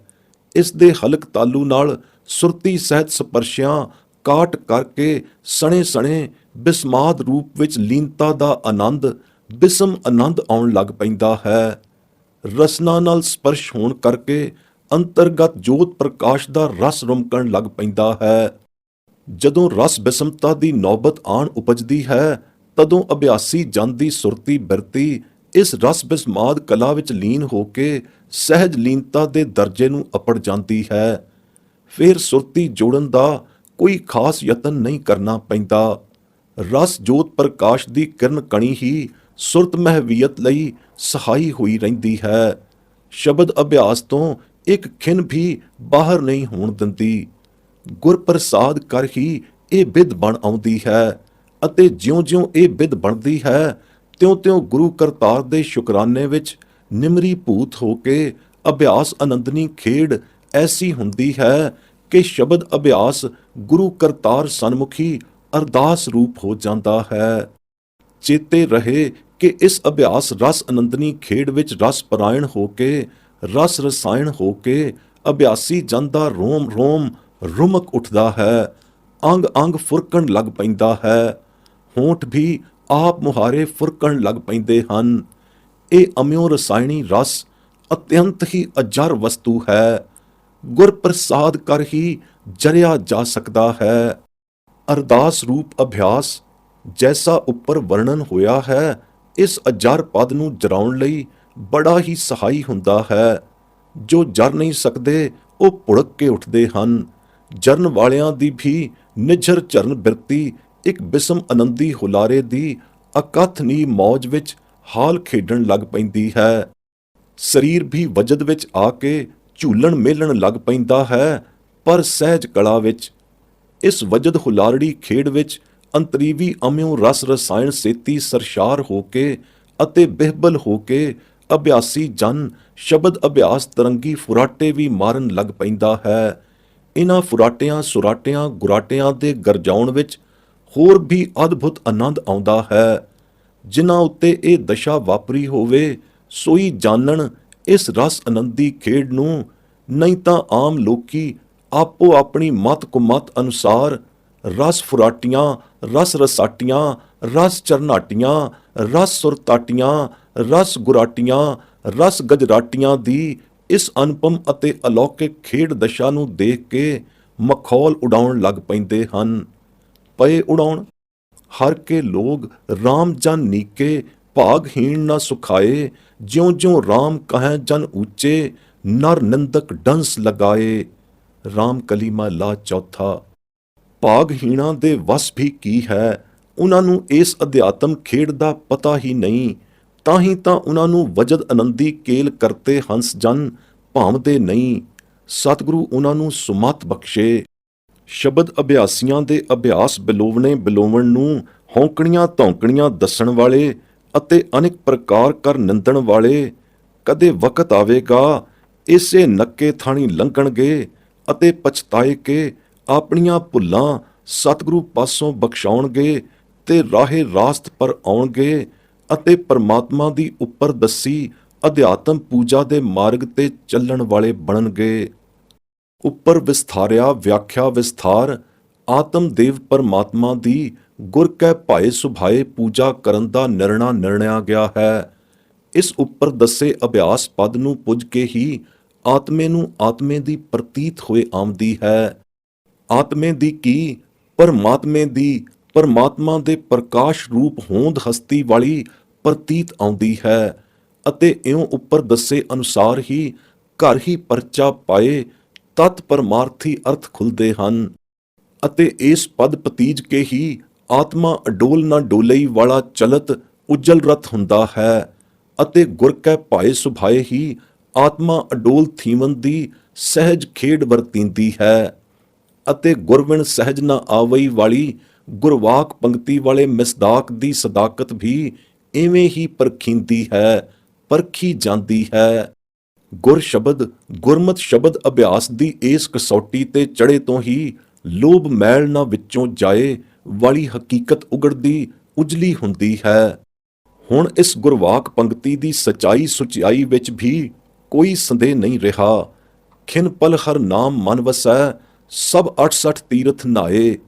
ਕਰਮ ਵਿਗਾਸੀਆਂ ਗੁਰਮਤ ਅਧਿਆਤਮ ਕਰਮਾਸੀਆਂ, ਆਤਮ ਅਮੀ ਮਜਨਾਸੀਆਂ ਨੂੰ ਮੈਲ ਕਦੇ ਨਹੀਂ ਲੱਗਦੀ। ਲੱਗਦੀ ਹੈ ਤਾਂ ਦੂਜੇ ਭਾਏ ਦੇ ਕਰਮ ਕਰਾਸੀਆਂ ਨੂੰ ਹੀ ਲੱਗਦੀ ਹੈ, ਤੇ ਐਸੀ ਲੱਗਦੀ ਹੈ ਕਿ ਧੋਤੀ ਮੂਲ ਨਹੀਂ ਉਤਰਦੀ, ਚਾਹੇ ਉਹ 68 68 ਤੀਰਥਾਂ ਵਿੱਚ ਨਹਾਉਂਦੇ ਰਹਿਣ। ਅਧਿਆਤਮ ਕਰਮ ਕਰਨ ਹਾਰਿਆਂ ਗੁਰਮੁਖਾਂ ਦੀ ਨਿਰਾਲੀ ਹੀ ਖੇਡ ਹੈ। ਪੰਚ ਤਤ ਮਿਲ ਇਹੋ ਤਨ ਕੀਆ, ਆਤਮ ਰਾਮ ਪਾਏ ਸੁਖ ਥੀਆ। ਕਰਮ ਕਰਤੂਤ ਅੰਮ੍ਰਿਤ ਫਲ ਲਾਗਾ, ਹਰ ਨਾਮ ਰਤਨ ਮਨ ਪਾਇਆ। ਨਾ ਤਿਸ ਭੂਖ ਪਿਆਸ ਮਨ ਮਾਨਿਆ, ਸਰਬ ਨਿਰੰਜਨ ਘਟ ਘਟ ਜਾਣਿਆ। ਅੰਮ੍ਰਿਤ ਰਸ ਰਾਤਾ ਕੇਵਲ ਬੈਰਾਗੀ, ਗੁਰਮਤ ਭਾਏ ਸੁਭਾਇਆ। ਅਧਿਆਤਮ ਕਰਮ ਕਰੇ ਦਿਨ ਰਾਤੀ, ਨਿਰਮਲ ਜੋਤ ਨਿਰੰਤਰ ਜਾਤੀ। ਸ਼ਬਦ ਰਸਾਲ ਰਸਨ ਰਸ ਰਸਨਾ, ਬੇਣ ਰਸਾਲ ਵਜਾਇਆ। ਬੇਣ ਰਸਾਲ ਵਜਾਵੈ ਸੋਈ, ਜਾ ਕੀ ਪ੍ਰਭਮਣ ਸੋਝੀ ਹੋਈ। ਨਾਨਕ ਬੂਝੋ ਇਹ ਬਿਦ ਗੁਰਮਤ, ਹਰ ਰਾਮ ਨਾਮ ਲਿਵ ਲਾਇਆ। ਐਸੇ ਜਨ ਵਿਰਲੇ ਸੰਸਾਰੇ, ਗੁਰ ਸ਼ਬਦ ਵਿਚਾਰੈ ਰਹਿ ਨਿਰਾਰੇ। ਆਪ ਤਰੈ ਸੰਗਤ ਕੁਲ ਤਾਰੈ, ਤਿਨ ਸਫਲ ਜਨਮ ਜਗ ਆਇਆ। ਘਰ ਦਰ ਮੰਦਰ ਜਾਣੈ ਸੋਈ, ਜਿਸ ਪੂਰੇ ਗੁਰ ਤੇ ਸੋਝੀ ਹੋਈ। ਕਾਇਆ ਗੜ ਮਹਿਲ ਮਹਿਲੀ ਪ੍ਰਭ ਸਾਚਾ, ਸੱਚ ਸਾਚਾ ਤਖਤ ਰਚਾਇਆ। ਚਤੁਰਦਸ ਹਾਟ ਦੀਵੇ ਦੋਇ ਸਾਖੀ, ਸੇਵਕ ਪੰਚ ਨਾਹੀ ਬਿਖ ਚਾਖੀ। ਅੰਤਰ ਵਸਤ ਅਨੂਪ ਨਿਰਮੋਲਕ, ਗੁਰ ਮਿਲਿਆ ਹਰ ਧਨ ਪਾਇਆ। ਤਖਤ ਬਹਿ ਤਖਤੈ ਕੀ ਲਾਇਕ, ਪੰਚ ਸਮਾਏ ਗੁਰਮਤ ਪਾਇਕ। ਆਦ ਜੁਗਾਦੀ ਹੈ ਵੀ ਹੋਸੀ, ਸਹਿਸਾ ਭਰਮ ਚੁਕਾਇਆ। ਤਖਤ ਸਲਾਮ ਹੋਵੈ ਦਿਨ ਰਾਤੀ, ਇਹੋ ਸਾਚ ਵਡਾਈ ਗੁਰਮਤ ਲਿਵ ਜਾਤੀ। ਨਾਨਕ ਰਾਮ ਜਪੋ ਤਰ ਤਾਰੀ, ਹਰ ਅੰਤ ਸਖਾਈ ਪਾਇਆ। ਮਾਰੂ ਮਹਲਾ ਪਹਿਲਾ। ਤਤ ਭਾਵ ਪ੍ਰਕਾਸ਼ਨੀ ਵਿਆਖਿਆ। ਪੰਜਾਂ ਤੱਤਾਂ ਦੇ ਬਣੇ ਹੋਏ ਸਰੀਰ ਵਿੱਚੋਂ ਹੀ ਆਤਮ ਰਾਮ ਪਰਮਾਤਮਾ ਵਾਹਿਗੁਰੂ ਪ੍ਰਗਟਾ ਕੇ, ਜੋ ਆਤਮ ਕਣੀ ਅੰਸ਼ ਰੂਪਾ ਹੋ ਕੇ ਸਭਨਾ ਤਨਾ ਘਟਾਂ ਵਿੱਚ ਰਮਿਆ ਹੋਇਆ ਹੈ, ਨੂੰ ਪਾ ਕੇ ਹੀ ਸੱਚੇ ਪਰਮਾਰਥੀ ਸੁਖ ਦੀ ਪ੍ਰਾਪਤੀ ਹੁੰਦੀ ਹੈ। ਪਰਮਾਰਥ ਨਮਿੱਤੀ ਆਤਮਕ ਬਿਰਧੀ ਨੂੰ ਮੁੱਖ ਰੱਖ ਕੇ ਜੋ ਅਧਿਆਤਮ ਕਰਮ ਕੀਤੇ ਗਏ ਹੋਣ, ਤਿਨਾਂ ਅਧਿਆਤਮ ਕਰਮਾਂ ਦੀ ਸ਼ੁਭ ਕਰਨੀ ਰੂਪ ਕਰਤੂਤ ਦੇ ਕੀਤਿਆਂ ਇਹ ਅੰਮ੍ਰਿਤ ਫਲ ਲੱਗਦਾ ਹੈ ਕਿ ਰਸ ਜੋਤ ਪਰ ਜਵਲਤੀ ਹੀਰੇ ਰਤਨਮਈ ਜਗਮਗੀ ਸਰੂਪ ਵਿੱਚ ਵਾਹਿਗੁਰੂ ਨਾਮ ਨੂੰ ਮਨ ਅੰਦਰ ਹੀ ਪਾ ਲਈਦਾ ਹੈ। ਵਾਹਿਗੁਰੂ ਨਾਮ ਰੂਪ ਹੀਰੇ ਰਤਨ ਨੂੰ ਅਜਿਹੀ ਪਾਉਣੀ ਪਾ ਕੇ ਵੀ ਗੁਰਮੁਖ ਜਨਾਂ ਨੇ ਗੁਰਮਤ ਨਾਮ ਅਭਿਆਸ ਰੂਪੀ ਅਧਿਆਤਮਕ ਕਰਮ ਨੂੰ ਕਮਾਇਆ, ਜਿਸ ਦਾ ਹੋਰ ਵੀ ਅਦਭੁਤ ਸਿੱਟਾ ਇਹ ਨਿਕਲਿਆ ਕਿ ਜਿਸ ਜੋਤ ਨਿਰੰਜਨੀ ਵਾਹਿਗੁਰੂ ਨੂੰ ਜਗਮਗ ਜਗਦਾ ਨਿਜ ਆਪਣੇ ਹੀ ਘਟ ਵਿੱਚ ਨਿਜ ਘਟ ਅੰਦਰ ਡਿੱਠਾ ਸੀ, ਉਸ ਸਰਬ ਨਿਰੰਜਨੀ ਵਾਹਿਗੁਰੂ ਦਾ ਸਾਰਿਆਂ ਅੰਦਰ ਸਾਰਿਆਂ ਹੀ ਘਟਾਂ ਅੰਦਰ ਜਗਮਗੀ ਜੋਤ ਵਾਲਾ ਦੀਦਾਰ ਜਲਵਾ ਦੇਖਿਆ। ਐਸੀ ਅਧਿਆਤਮ ਕਮਾਈ ਵਾਲੇ ਗੁਰਮੁਖ ਜਨ ਨੂੰ ਭੁੱਖ ਪਿਆਸ ਉੱਕੀ ਹੀ ਨਹੀਂ ਲੱਗਦੀ। ਉਸ ਦਾ ਮਨ ਸੰਤੁਸ਼ਟ ਸਦਾ ਰੱਜਿਆ ਹੋਇਆ ਰਹਿੰਦਾ ਹੈ, ਕਿਉਂਕਿ ਗੁਰਮਤ ਦੀ ਸੱਚੀ ਪ੍ਰੇਮ ਸ਼ਰਧਾ ਭਾਵਨੀ ਦਾ ਸਦਕਾ ਆਨ ਰਸਾਂ ਤੋਂ ਉਪਰਾਮ ਅਤੀਤ ਬੈਰਾਗੀ ਹੋਣ ਦੇ ਕਾਰਨ ਉਸ ਦੀ ਰੁਚੀ ਮਾਇਕ ਪਦਾਰਥਾਂ ਦੇ ਭੁੰਚਣ ਖਾਣ ਪੀਣ ਵੱਲ ਜਾਂਦੀ ਹੀ ਨਹੀਂ। ਉਹ ਅੰਮ੍ਰਿਤ ਨਾਮ ਦੇ ਸੱਚੇ ਰਸ ਵਿੱਚ ਰਤਿਆ ਮਗਨਤਿਆ ਰਹਿੰਦਾ ਹੈ। ਉਹ ਆਤਮ ਪਰਮਾਤਮ ਗਿਆਨ ਪ੍ਰਚੰਡੀ ਗੁਰਮਤ ਨਾਮ ਅਭਿਆਸ ਰੂਪ ਅਧਿਆਤਮ ਕਰਮਾਂ ਦੇ ਕਮਾਵਣ ਵਿੱਚ ਹੀ ਦਿਨੇ ਰਾਤ ਜੁਟਿਆ ਰਹਿੰਦਾ ਹੈ, ਜਿਸ ਕਮਾਈ ਦੇ ਪਾਰਸ ਰਸਾਇਣੀ ਪ੍ਰਭਾਵ ਕਰਕੇ ਸ਼ਬਦ ਨਿਰੰਜਨੀ ਜੋਤ ਨੂੰ ਨਿਜ ਆਤਮ ਨਿਰੰਤਰ ਹੀ ਰਸਾਈ ਜਗਾਈ ਰੱਖਦਾ ਹੈ। ਅੰਮ੍ਰਿਤ ਰਸ ਖੀਵੜੀ ਨਾਮ ਖੁਮਾਰੀ ਰਸ ਜੋਤ ਗੁੱਦੜਾ ਹੋ ਕੇ ਹਰ ਦਮ ਮਖਮੂਰ ਰਹਿੰਦਾ ਹੈ। ਸੱਚੜੇ ਅਮਲ ਵਿੱਚ ਰਸ ਖੀਵਾ ਹੋ ਕੇ ਰੱਜਿਆ ਰਹਿੰਦਾ ਹੈ। ਸਰਬੱਤਰ ਅੰਮ੍ਰਿਤ ਰਸਾਇਣੀ ਰਸਾਂ ਦਾ ਅਮਿਓ ਨਿਧਾਨੀ ਘਰ ਜੋ ਪਾਰਸ ਰੂਪ ਗੁਰ ਸ਼ਬਦ ਗੁਰ ਮੰਤਰ ਹੈ, ਤਿਸ ਨਾਲ ਸਪਰਸ਼ ਕੇ ਗੁਰਮੁਖ ਨਾਮ ਅਭਿਆਸੀ ਅਧਿਆਤਮ ਕਮਾਈ ਸੰਤ ਜਨ ਦੀ ਰਸਨਾ ਰਸ ਗੀਦੀ ਰਸਨਾ ਅਨਹਦ ਅੰਮ੍ਰਿਤ ਰਸ ਰਸਾਉਂਦੀ ਹੋਈ ਐਸੀ ਅਸਚਰਜ ਕਲਾ ਵਰਤਾਉਂਦੀ ਹੈ ਕਿ ਦਸਮ ਦੁਆਰ ਅੰਦਰ ਅੰਮ੍ਰਿਤ ਰਸ ਭਰੇ ਅਨਹਦ ਸ਼ਬਦ ਵੱਜਣ ਲੱਗ ਪੈਂਦੇ ਹਨ। ਤਤ ਵਾਸਤਵਤਾ ਵਿੱਚ ਇਹ ਪਾਰਸ ਸ਼ਬਦ ਸਪਰਸ਼ਨੀ ਰਸਨਾ ਹੀ ਦਸਮ ਦੁਆਰੜੇ ਅਨਹਦ ਬੇਨ ਰਸਾਲ ਵਜਾਉਣ ਹਾਰੀ ਹੈ। ਦਸਮ ਦੁਆਰ ਅੰਦਰ ਇਹ ਅਨਹਦ ਬੇਨ ਰਸਾਲ ਵੱਜਣ ਕਰਕੇ ਅਧਿਆਤਮ ਕਰਮ ਅਭਿਆਸੀ ਜਨ ਨੂੰ ਤ੍ਰੈ ਭਵਨਾਂ ਦੀ ਸੋਝੀ ਹੋ ਜਾਂਦੀ ਹੈ। ਤ੍ਰੈ ਭਵਨ ਸੋਝੀ ਵਾਲੇ ਗੁਰਮੁਖ ਜਨਾਂ ਦੇ ਦਸਮ ਦੁਆਰ ਅੰਦਰ ਅਨਹਦ ਬੇਨ ਰਸਾਲ ਬੀਣਾ ਸਦਾ ਹੀ ਵੱਜਦੀ ਰਹਿੰਦੀ ਹੈ। ਜਦ ਚਾਹੇ ਉਹ ਗੁਰਮੁਖ ਜਨ ਦਸਮ ਦੁਆਰ ਚੜ੍ਹ ਕੇ ਪ੍ਰਵੇਸ਼ ਹੋ ਕੇ ਅਨਹਦ ਸ਼ਬਦ ਬੀਣਾ ਵਜਾ ਲਵੇ। ਇਹ ਦਸਮ ਦੁਆਰੇ ਅਨਹਦ ਸ਼ਬਦ ਵਜਾਉਣ ਦੀ ਵਿਧੀ ਜੁਗਤੀ ਗੁਰਮਤਿ ਨਾਮ ਵਿਖੇ ਲਿਵ ਲਾਇਆਂ ਸੁਤੇ ਹੀ ਪ੍ਰਾਪਤ ਹੋ ਜਾਂਦੀ ਹੈ, ਪਰ ਗੁਰੂ ਨਾਨਕ ਸਾਹਿਬ ਦੇ ਘਰ ਦੇ ਗੁਰਮੁਖਾਂ ਨੂੰ ਪ੍ਰਾਪਤ ਹੁੰਦੀ ਹੈ। ਹੋਰ ਆਨਮਤੀਏ ਹਠ ਯੋਗੀ ਅਤੇ ਪਖੰਡ ਮਤੀਏ ਰਾਧਾ ਸੁਆਮੀ ਆਦਿ ਫੋਕੀਆਂ ਡੀਂਗਾਂ ਹੀ ਮਾਰਦੇ ਹਨ। ਨਾ ਉਹਨਾਂ ਦੇ ਦਸਮ ਦੁਆਰ ਖੁੱਲ੍ਹਦੇ ਹਨ, ਨਾ ਅਨਹਦ ਸ਼ਬਦ ਵੱਜਦੇ ਹਨ। ਅਨਹਦ ਸ਼ਬਦ ਦੀ ਉਹਨਾਂ ਨੂੰ ਸੂਝ-ਬੂਝ ਹੀ ਨਹੀਂ, ਨਾ ਹੀ ਉਹਨਾਂ ਨੂੰ ਜੁਗਤੀ ਆਉਂਦੀ ਹੈ ਅਨਹਦ ਸ਼ਬਦ ਵਜਾਉਣ ਦੀ ਅਤੇ ਦਸਮ ਦੁਆਰ ਖੋਲ੍ਹਣ ਖੁਲਾਉਣ ਦੀ। ਇਹ ਜੁਗਤੀ ਕੇਵਲ ਗੁਰਮਤਿ ਅੰਦਰ ਹੀ ਖਸੂਸੀਅਤ ਨਾਲ ਮਹਿਫੂਜ਼ ਹੈ। ਐਸੇ ਜਨ ਸੰਸਾਰ ਅੰਦਰ ਵਿਰਲੇ ਹੀ ਹਨ ਅਤੇ ਹਨ ਤਾਂ ਗੁਰੂ ਘਰ ਅੰਦਰ ਹਨ, ਗੁਰੂ ਘਰੋਂ ਬਾਹਰ ਕਿਤੇ ਨਹੀਂ। ਇਹ ਗੱਲ ਨਿਸ਼ਚੇ ਕਰਕੇ ਮੰਨੋ। ਜੋ ਗੁਰ ਸ਼ਬਦ ਦੀ ਤਤ ਅਧਿਆਤਮ ਅਭਿਆਸਾਰੀ ਲਿਵ ਲਾਇ ਕੇ ਸੰਸਾਰ ਅੰਦਰ ਨਿਰਾਲੇ ਹੀ ਮਾਇਆ ਤੋਂ ਨਿਰਲੇਪ ਹੋ ਕੇ ਵਰਤਦੇ ਰਹਿੰਦੇ ਹਨ, ਅਜਿਹੇ ਵਿਰਲੇ ਗੁਰਮੁਖ ਜਨ ਖੁਦ ਆਪ ਸੰਸਾਰ ਸਾਗਰ ਤੋਂ ਤਰ ਜਾਂਦੇ ਹਨ ਅਤੇ ਆਪਣੇ ਸੰਗੀਆਂ ਤੇ ਆਪਣੀ ਕੁਲ ਨੂੰ ਵੀ ਤਾਰ ਲੈ ਜਾਂਦੇ ਹਨ। ਐਸੇ ਜਨਾਂ ਦਾ ਹੀ ਜਗ ਵਿੱਚ ਆਇਆ ਸਫਲ ਹੈ। ਦਸਮ ਦੁਆਰੜਾ ਘਰ ਸੱਚੀ ਦਰਗਾਹੜਾ ਦਰ, ਸੱਚ ਮੰਦਰਾਠੜਾ ਮਹਿਲ, ਸੋਈ ਗੁਰਮੁਖ ਜਨ ਜਾਣਦਾ ਹੈ। ਤਤ ਸਤ ਪਹਿਚਾਨ ਹੋ ਕੇ ਜਾਣਦਾ ਹੈ, ਜਿਸ ਨੂੰ ਪੂਰੇ ਗੁਰੂ ਸਤਿਗੁਰੂ ਨਾਨਕ ਰੂਪਾ ਗੁਰੂ ਤੋਂ ਸੱਚੜੀ ਸੋਝੀ ਦੀ ਬਖਸ਼ਿਸ਼ ਹੁੰਦੀ ਹੈ। ਉਸ ਨੂੰ ਕਾਇਆਗੜ੍ਹ ਮੰਦਰ ਦੇ ਅੰਦਰ ਹੀ ਮਹਿਲ ਮਹਿਲੀ ਵਾਹਿਗੁਰੂ ਸੱਚੇ ਦਾ ਤਤ ਸਤ ਰੂਪੀ ਸੱਚਾ ਤਖਤ ਸਾਂਗੋ ਪਾਂਗ ਸੱਚਖੰਡੀ ਰਚਨਾ ਵਿੱਚ ਰਚਿਆ ਹੋਇਆ ਪ੍ਰਤੱਖ ਨਜ਼ਰੀ ਆਉਂਦਾ ਹੈ। 14 ਭਵਨਾਂ ਵਿੱਚ ਚਾਨਣ ਕਰਨ ਹਾਰੇ ਚੰਦ ਸੂਰਜ ਦੋਏ ਦੀਵੇ ਇਸ ਗੱਲ ਦੇ ਸਾਖੀ ਗਵਾਹ ਹਨ ਕਿ ਗੁਰਮਤਿ ਅਧਿਆਤਮ ਕਰਨੀ ਗੁਰਮੁਖਾਂ ਸਿੱਖਾਂ ਸੇਵਕਾਂ ਪੰਚ ਪ੍ਰਵਾਨ ਜਨਾਂ ਨੇ ਮਾਇਆ ਰੂਪੀ ਵਿਉ ਬਿਖ ਉੱਕੀ ਹੀ ਨਹੀਂ ਚਾਖੀ, ਕਿਉਂਕਿ ਉਹਨਾਂ ਦੇ ਅੰਦਰ ਇਸ ਬਿਖ ਤੋਂ ਬਚਾ ਕੇ ਰੱਖਣ ਵਾਲੀ ਅਤ ਸੋਹਣੀ ਅਨੂਪ ਅਤੇ ਨਿਰਮੋਲਕ ਵਸਤੂ ਵਾਹਿਗੁਰੂ ਨਾਮ ਦੀ ਵਸੀ ਹੋਈ ਹੈ, ਜੋ ਸੱਚੇ ਗੁਰੂ ਨੂੰ ਮਿਲਣ ਕਰਕੇ ਉਹਨਾਂ ਨੂੰ ਪ੍ਰਾਪਤ ਹੋਈ ਹੈ। ਐਸੀ ਵਸਤੂ ਦੇ ਅਭਿਆਸਾਕਾਰੀ ਅਧਿਆਤਮ ਕਰਮ ਕਰਮਾਰੀ ਹੋਣ ਕਰ ਹੀ ਪੰਚ ਪ੍ਰਵਾਨ ਜਨ ਨੂੰ ਸੱਚੀ ਪ੍ਰਧਾਨਤਾਮਈ ਤਖਤ ਵਡਾਈ ਧੁਰ ਗੁਰਦਰਗਾਹੋਂ ਮਿਲੀ ਹੈ। ਗੁਰੂ ਦਸ਼ਮੇਸ਼ ਜੀ ਨੇ ਇਸ ਪ੍ਰਧਾਨਗੀ ਦੇ ਤਖਤ ਨੂੰ ਸੁਸ਼ੋਭਿਤ ਕਰਨ ਦੇ ਲਾਇਕ ਪੰਚ ਪ੍ਰਵਾਨ ਜਨਾਂ ਨੂੰ ਹੀ ਸੱਚ ਅਧਿਕਾਰਤਾਈ ਸਮਾਹੀ ਹੈ। ਇਸ ਪ੍ਰਧਾਨਗੀ ਵਾਲੇ ਤਖਤ ਨੂੰ ਸੰਭਾਲਣ ਲਈ ਗੁਰਮਤਿ ਪਾਇਕੀ ਪੰਚ ਪ੍ਰਵਾਨ ਜਨਾਂ ਦੀ ਹੀ ਸਮਾਈ ਅਧਿਕਾਰਤਾਈ ਹੈ। ਇਸ ਪੰਚ ਪ੍ਰਵਾਨਾਂ ਦੀ ਪ੍ਰਧਾਨਗੀ ਦੇ ਤਖਤ ਦੀ ਸਦਾ ਸਲਾਮਤੀ ਲਈ ਸਤਿਗੁਰੂ ਨਾਨਕ ਦਸ਼ਮੇਸ਼ ਜੀ ਦੀ ਨਦਰ ਮੇਰੀ ਅਸੀਸ ਹੀ ਕਾਫੀ ਹੈ, ਜੋ ਧੁਰ ਧੁਰੰਦਰੀ ਗੁਰੂ ਦੀਆਂ ਖੁਸ਼ੀਆਂ ਤੋਂ ਉਪੰਨੀ ਹੈ। ਸੱਚੇ ਸਾਹਿਬ ਵਾਹਿਗੁਰੂ ਨੇ ਜੋ ਇਹ ਪੰਚ ਪ੍ਰਵਾਨ ਜਨਾਂ ਦੀ ਪ੍ਰਧਾਨਗੀ ਦਾ ਤਖਤ ਰਚਾਇਆ ਹੈ, ਇਹ ਆਦ ਜੁਗਾਦ ਸਦ ਸਦਾ ਅਟਲ ਪ੍ਰਤਾਪੀ ਰਹੇਗਾ। ਇਸ ਵਿੱਚ ਰੰਚਕ ਮਾਤਰ ਵੀ ਸੰਸਾ ਭਰਮ ਸੰਦੇਹ ਨਹੀਂ।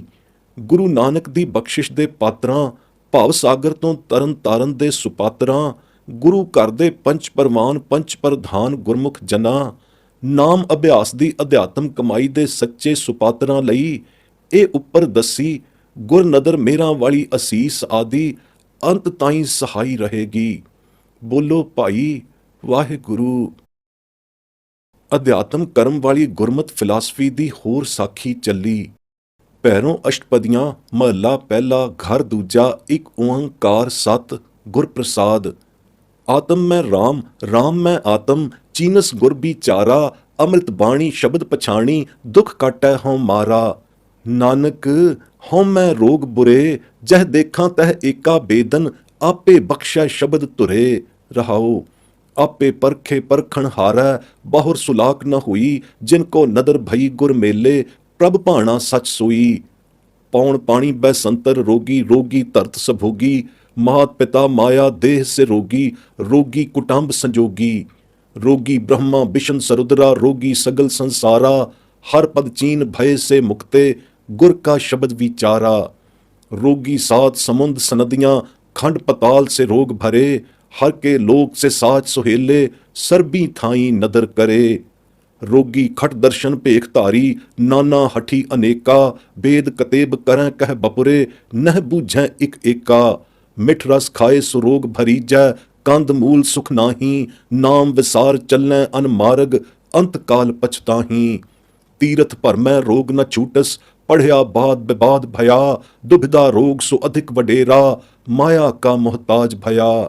गुरमुख साचा शब्द सलाह है, मन साचा तिस रोग गया।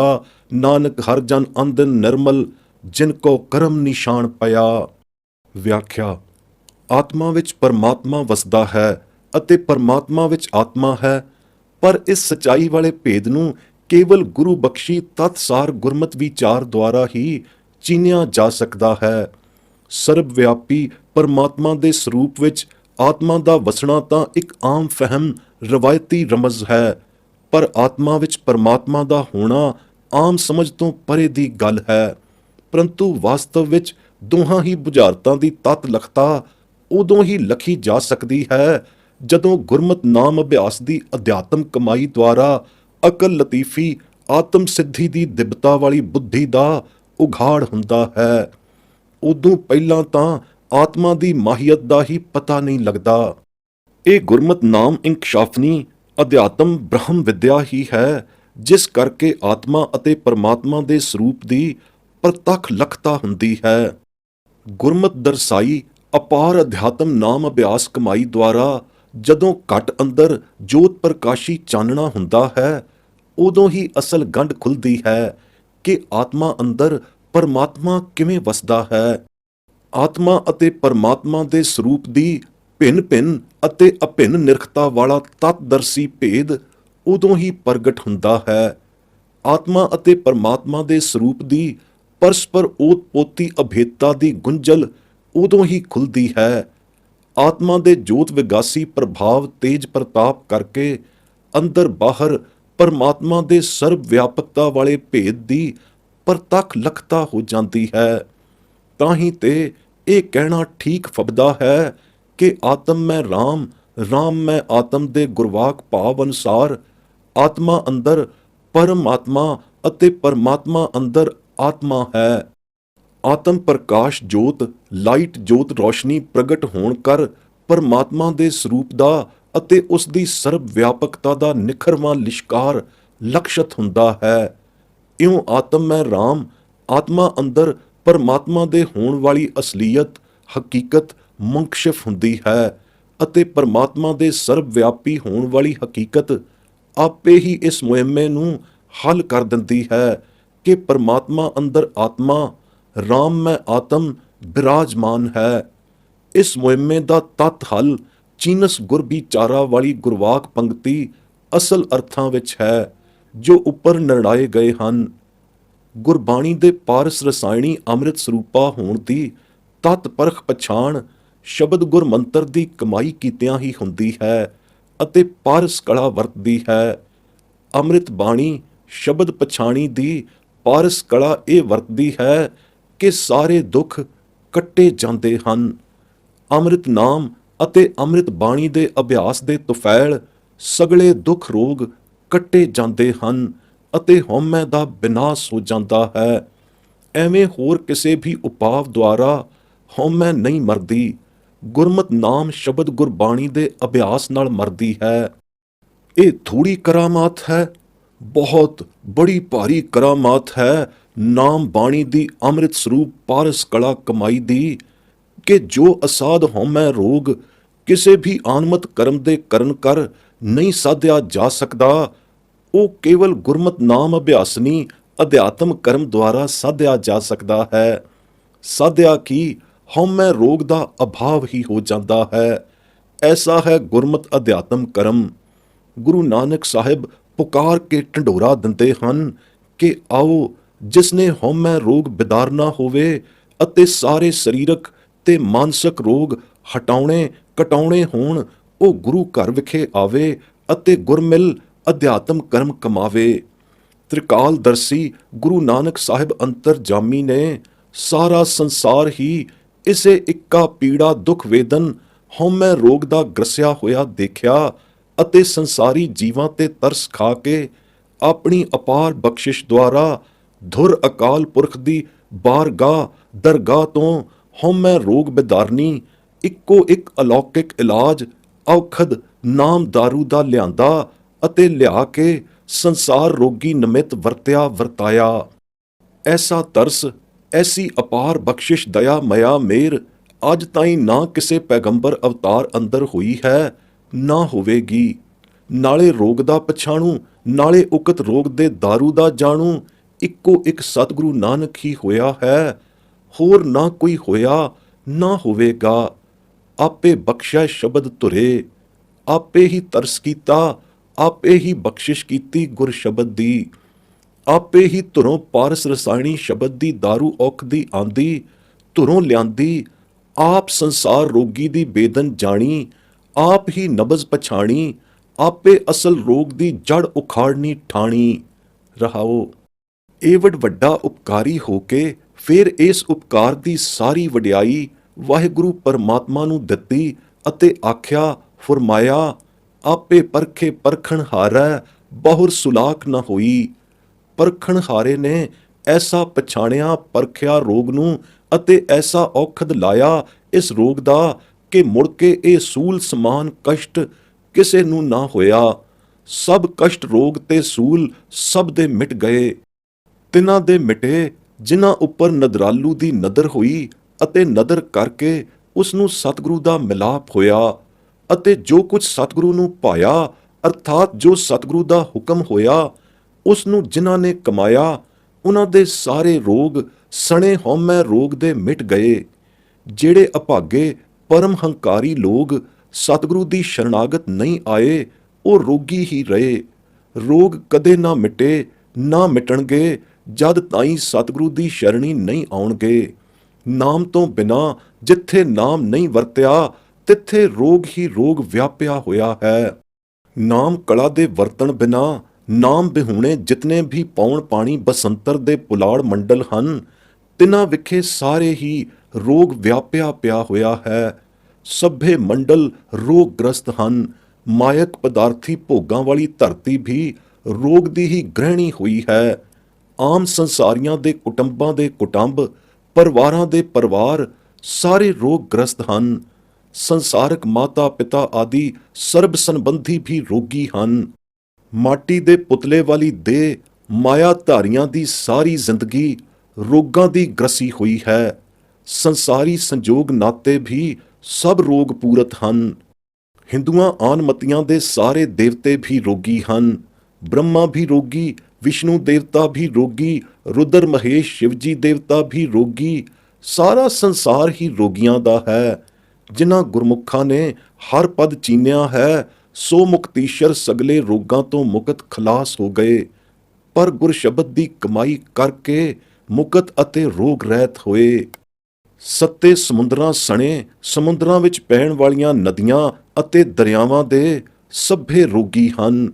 ਜਿਤਨੇ ਵੀ ਖੰਡ ਬ੍ਰਹਿਮੰਡ ਪਾਤਾਲਪੁਰੀਆਂ ਲੋਆਂ ਹਨ ਸਭੇ ਰੋਗਾਂ ਦੇ ਭਰੇ ਹੋਏ ਰੋਗ ਨਾਲ ਹੀ ਭਰਪੂਰ ਜਾਣੋ। ਇਹ ਹਰ ਕੇ ਲੋਕ ਗੁਰਮੁਖ ਸੰਤ ਭਗਤ ਜਨ ਹੀ ਹਨ ਜੋ ਸੱਚੀਆਂ ਅਧਿਆਤਮ ਕਮਾਈਆਂ ਕਰ ਕਰ ਸਦਾ ਸੁਖੀਏ ਅਤੇ ਸੁਹੇਲੇ ਹਨ ਅਤੇ ਦੁੱਖਾਂ ਦੇ ਦੁਹੇਲਾਪਨ ਤੋਂ ਰਹਿਤ ਹੋਏ ਹਨ ਅਤੇ ਹੋ ਰਹਿਣਗੇ। ਨਦਰਾਲੂ ਗੁਰੂ ਕਰਤਾਰ ਉਹਨਾਂ ਦੀ ਸਰਬ ਠਾਈ ਸਭ ਠੌਰ ਟਿਕਾਣਿਆਂ ਪਰ ਉਹਨਾਂ ਉੱਤੇ ਨਦਰ ਮਿਹਰ ਕਰਦਾ ਹੈ ਅਤੇ ਹੱਥ ਦੇ ਕੇ ਉਹਨਾਂ ਨੂੰ ਰੋਗੋਂ ਰਹਿਤ ਰੱਖਦਾ ਹੈ, ਸਰਬ ਰੋਗਾਂ ਤੋਂ ਰਹਿਤ ਰੱਖਦਾ ਹੈ। ਖਟ ਦਰਸ਼ਨਾਂ ਛੇਈ ਸ਼ਾਸਤਰਾਂ ਵਾਲੇ ਭੇਖਧਾਰੀ ਸਭ ਰੋਗੀ ਹੀ ਹਨ ਅਤੇ ਨਾਨਾ ਪ੍ਰਕਾਰ ਦੇ ਸਰਬੱਤ ਆਨਮਤੀ ਹੱਠ ਕਰਮੀਏ ਹਠੀ ਲੋਕ ਸਭੇ ਹੀ ਰੋਗੀ ਹਨ। ਹਿੰਦੂਆਂ ਦੇ ਵੇਦ ਅਤੇ ਯਮਨੀਆਂ ਦੇ ਕਤੇਬ ਕੁਰਾਨ ਤੌਰੇਤ ਜ਼ੰਬੂਰ ਅੰਜੀਲ ਵਿਚਾਰੇ ਵੀ ਕਿਹਦੇ ਪਾਣੀ ਹਾਰ ਹਨ। ਕੀ ਕਰ ਸਕਦੇ ਹਨ ਜੋ ਰੋਗ ਰਹਿਤ ਹੋ ਸਕਣ। ਉਹ ਵੀ ਉੱਪਰ ਦੱਸੇ ਰੋਗੀਆਂ ਦੇ ਭੇਡ ਰੰਭੇ ਵਿੱਚ ਹੀ ਸ਼ੁਮਾਰ ਹਨ। ਇੱਕ ਅਕਾਲ ਪੁਰਖ ਦੀ ਸੱਚੀ ਸੂਝ ਤੋਂ ਰਹਿਤ ਹੋਣ ਕਰਕੇ ਇਹ ਬੇਦ ਕਤੇਬ ਆਦਿਕ ਸਾਰੇ ਨਾਮ ਤੋਂ ਕੁੱਥੇ ਹੋਏ ਹਨ। ਇਸ ਕਰਕੇ ਸਭੇ ਰੋਗੀ ਹਨ। ਨਾਨਾ ਪ੍ਰਕਾਰ ਦੇ ਮਿੱਠ ਰਸ ਭੋਜਨ ਖਾਣ ਵਾਲੇ ਗ੍ਰਸਤੀ ਲੋਕ ਵੀ ਸਾਰੇ ਰੋਗੀ ਹਨ ਅਤੇ ਗ੍ਰਸਤ ਤੋਂ ਤਿਆਗੀ ਜੰਗਲਾਂ ਵਿੱਚ ਜਾ ਕੇ ਕੰਦ ਮੂਲ ਖਾਣ ਵਾਲੇ ਸੰਨਿਆਸੀ ਵੀ ਸਭ ਰੋਗੀ ਹਨ। ਗ੍ਰਸਤੀ ਤਿਆਗੀ ਸਭ ਰੋਗ ਗ੍ਰਸਤ ਹੋਣ ਕਰਕੇ ਸਭੇ ਰੋਗੀ ਹਨ, ਦੁਖੀਏ ਹਨ। ਸੁਖੀਆ ਇਹਨਾਂ ਵਿੱਚੋਂ ਕੋਈ ਵੀ ਨਹੀਂ।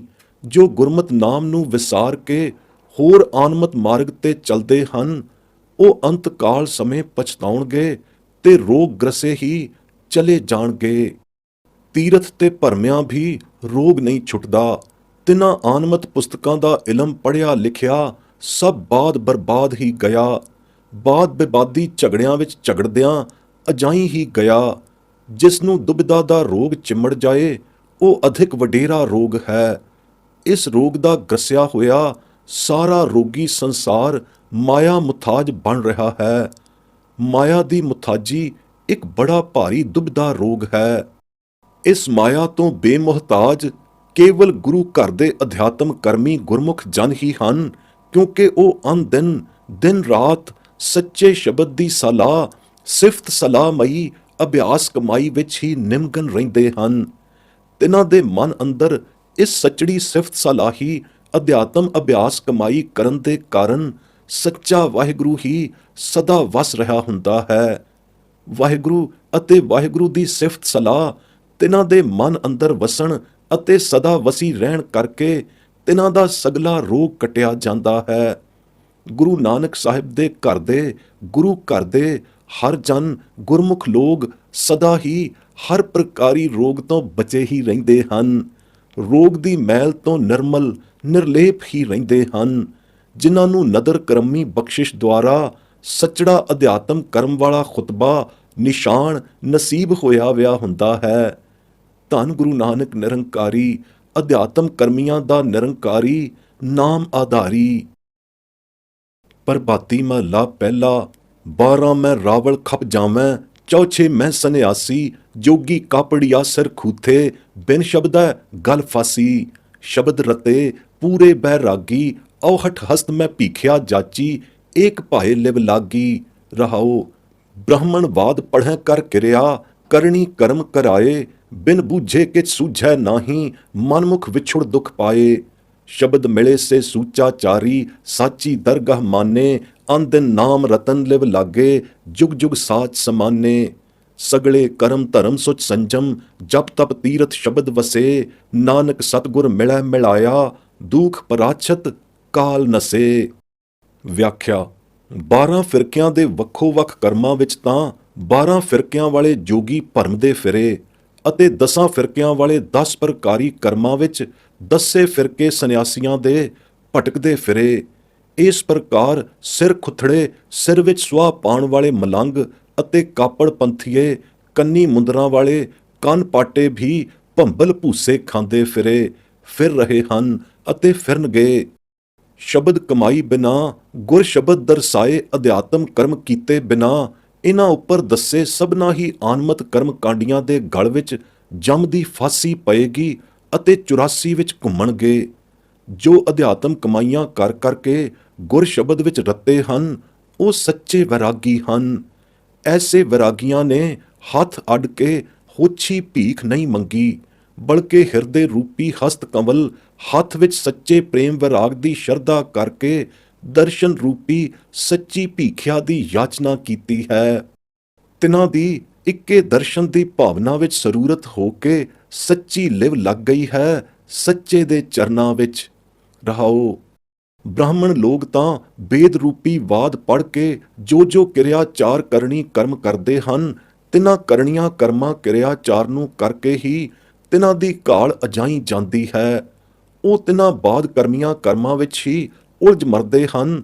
ਉਹਨਾਂ ਦੇ ਹੱਥ ਕੁਛ ਨਹੀਂ ਆਉਂਦਾ, ਨਾ ਉਹਨਾਂ ਨੂੰ ਕੁਝ ਸੁਝਦਾ ਬੁਝਦਾ ਹੈ। ਉਹ ਪਾਰ ਬ੍ਰਹਮ ਪਰਮੇਸ਼ਰ ਦੀ ਵਾਟ ਰਾਹ ਤੋਂ ਪਰੇਡੇ ਰਹਿ ਕੇ ਵਿਛੁੜ ਦੁੱਖ ਪਾਉਂਦੇ ਹਨ, ਜੂਨੀਆਂ ਵਿੱਚ ਮੁੜ ਕੇ ਪੈਂਦੇ ਹਨ।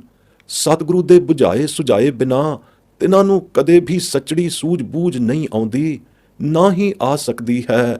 ਗੁਰੂ ਘਰ ਦੇ ਅਧਿਆਤਮ ਕਰਮੀ ਨਾਮ ਅਭਿਆਸੀ ਗੁਰਮੁਖ ਸਿੱਖ ਜੋ ਸੱਚੇ ਸੁੱਚੇ ਗੁਰ ਸ਼ਬਦ ਦੀ ਪਾਰਸ ਕਲਾ ਵਾਲੀ ਕਮਾਈ ਕਰਨ ਹਾਰੇ ਹਨ, ਉਹੀ ਸੱਚੇ ਵਾਹਿਗੁਰੂ ਦੇ ਸਰੂਪ ਵਿੱਚ ਮਿਲੇ ਹਨ ਅਤੇ ਸਹੀ ਸੱਚੇ ਸਦਾਚਾਰੀ ਹਨ, ਉੱਚੇ ਸੁੱਚੇ ਕਰਮਾਕਾਰੀ ਹਨ। ਉਹੀ ਅੱਗੇ ਜਾ ਕੇ ਸੱਚੀ ਦਰਗਾਹੇ ਮਾਨ ਪਾਉਣਗੇ, ਮੰਨੇ ਪਰਮੰਨੇ ਜਾਣਗੇ। ਜਿਨ੍ਹਾਂ ਅਧਿਆਤਮ ਕਰਮੀਆਂ ਨਾਮ ਅਭਿਆਸ ਮਰਮੀਆਂ ਦੀ ਨਾਮ ਦੇ ਰਤਨ ਜੁਤੰਨੇ ਸਰੂਪ ਵਿੱਚ ਲਿਵ ਲੱਗੀ ਹੈ, ਉਹ ਜੁਗੋ ਜੁਗ ਜੁਗਾਂ ਪ੍ਰਯੰਤ ਸੱਚੇ ਵਾਹਿਗੁਰੂ ਦੇ ਹੀ ਸੱਚੇ ਸਰੂਪ ਵਿੱਚ ਹੀ ਸਮਾ ਜਾਂਦੇ ਹਨ। ਜਿਤਨੇ ਵੀ ਸਾਰੇ ਜਪ ਤਪ ਸੁਚ ਸੰਜਮ ਤੀਰਥ ਆਦਿ ਕਰਮ ਧਰਮ ਹਨ, ਉਹ ਸਭ ਸ਼ਬਦ ਦੀ ਸ਼ਕਤ ਕਲਾ ਤੱਲੇ ਵਸਦੇ ਹਨ। ਇਨ੍ਹਾਂ ਸਾਰੇ ਕਰਮਾਂ ਦੇ ਉੱਪਰ ਦੀ ਸ਼੍ਰੋਮਣੀ ਕਰਮ ਆਚਾਰ ਗੁਰਮਤ ਨਾਮ ਅਭਿਆਸੀ ਅਧਿਆਤਮ ਕਰਮੀਆਂ ਦਾ ਹੈ। ਜਿਨ੍ਹਾਂ ਨੇ ਸ਼ਬਦ ਅਧਿਆਤਮੀ ਗੁਰਮਤ ਕਰਮ ਕਰ ਲਿਆ, ਤਿਨਾਂ ਨੇ ਸਾਰੇ ਹੀ ਕਰਮ ਕਰ ਲਏ, ਅਰਥਾਤ ਤਿਨਾਂ ਨੂੰ ਹੋਰਤ ਕਰਮ ਕਰਨ ਦੀ ਉੱਕਾ ਹੀ ਲੋੜ ਨਹੀਂ ਰਹੀ। ਪ੍ਰਭਾਤੀ ਮਹੱਲਾ ਪਹਿਲਾ। ਨਿਵਲੀ ਕਰਮ ਭੁੰਗਮ ਭਾਠੀ, ਰੇਚਕ ਪੂਰਕ ਕੁੰਭ ਕਰੈ, ਬਿਨ ਸਤਗੁਰ ਕਿਛ ਸੋਝੀ ਨਾਹੀ, ਭਰਮੇ ਭੂਲਾ ਬੂਡ ਮਰੈ। ਅੰਧਾ ਭਰਿਆ ਭਰ ਭਰ ਧੋਵੈ, ਅੰਤਰ ਕੀ ਮਲ ਕਦੇ ਨਾ ਲਹੈ, ਨਾਮ ਬਿਨਾ ਫੋਕਟ ਸਭ ਕਰਮਾ, ਜਿਉ ਬਾਜੀ ਗਰ ਭਰਮ ਭੁਲੈ। ਖਟ ਕਰਮ ਨਾਮ ਨਿਰੰਜਨ ਸੋਈ, ਤੂੰ ਗੁਣ ਸਾਗਰ ਅਵਗੁਣ ਮੋਹੀ। ਰਹਾਓ। ਮਾਇਆ ਧੰਦਾ ਧਾਵਣੀ, ਦੁਰਮਤ ਕਾਰ ਬਿਕਾਰ, ਮੂਰਖ ਆਪ ਗਣਾਇਂਦਾ, ਬੂਝ ਨ ਸਕੈ ਕਾਰ। ਮਨਸਾ ਮਾਇਆ ਮੋਹਣੀ, ਮਨਮੁਖ ਬੋਲ ਖੁਆਰ, ਮੱਜਨ ਝੂਠਾ ਚੰਡਾਲ ਕਾ, ਫੋਕਟ ਚਾਰ ਸਿੰਗਾਰ।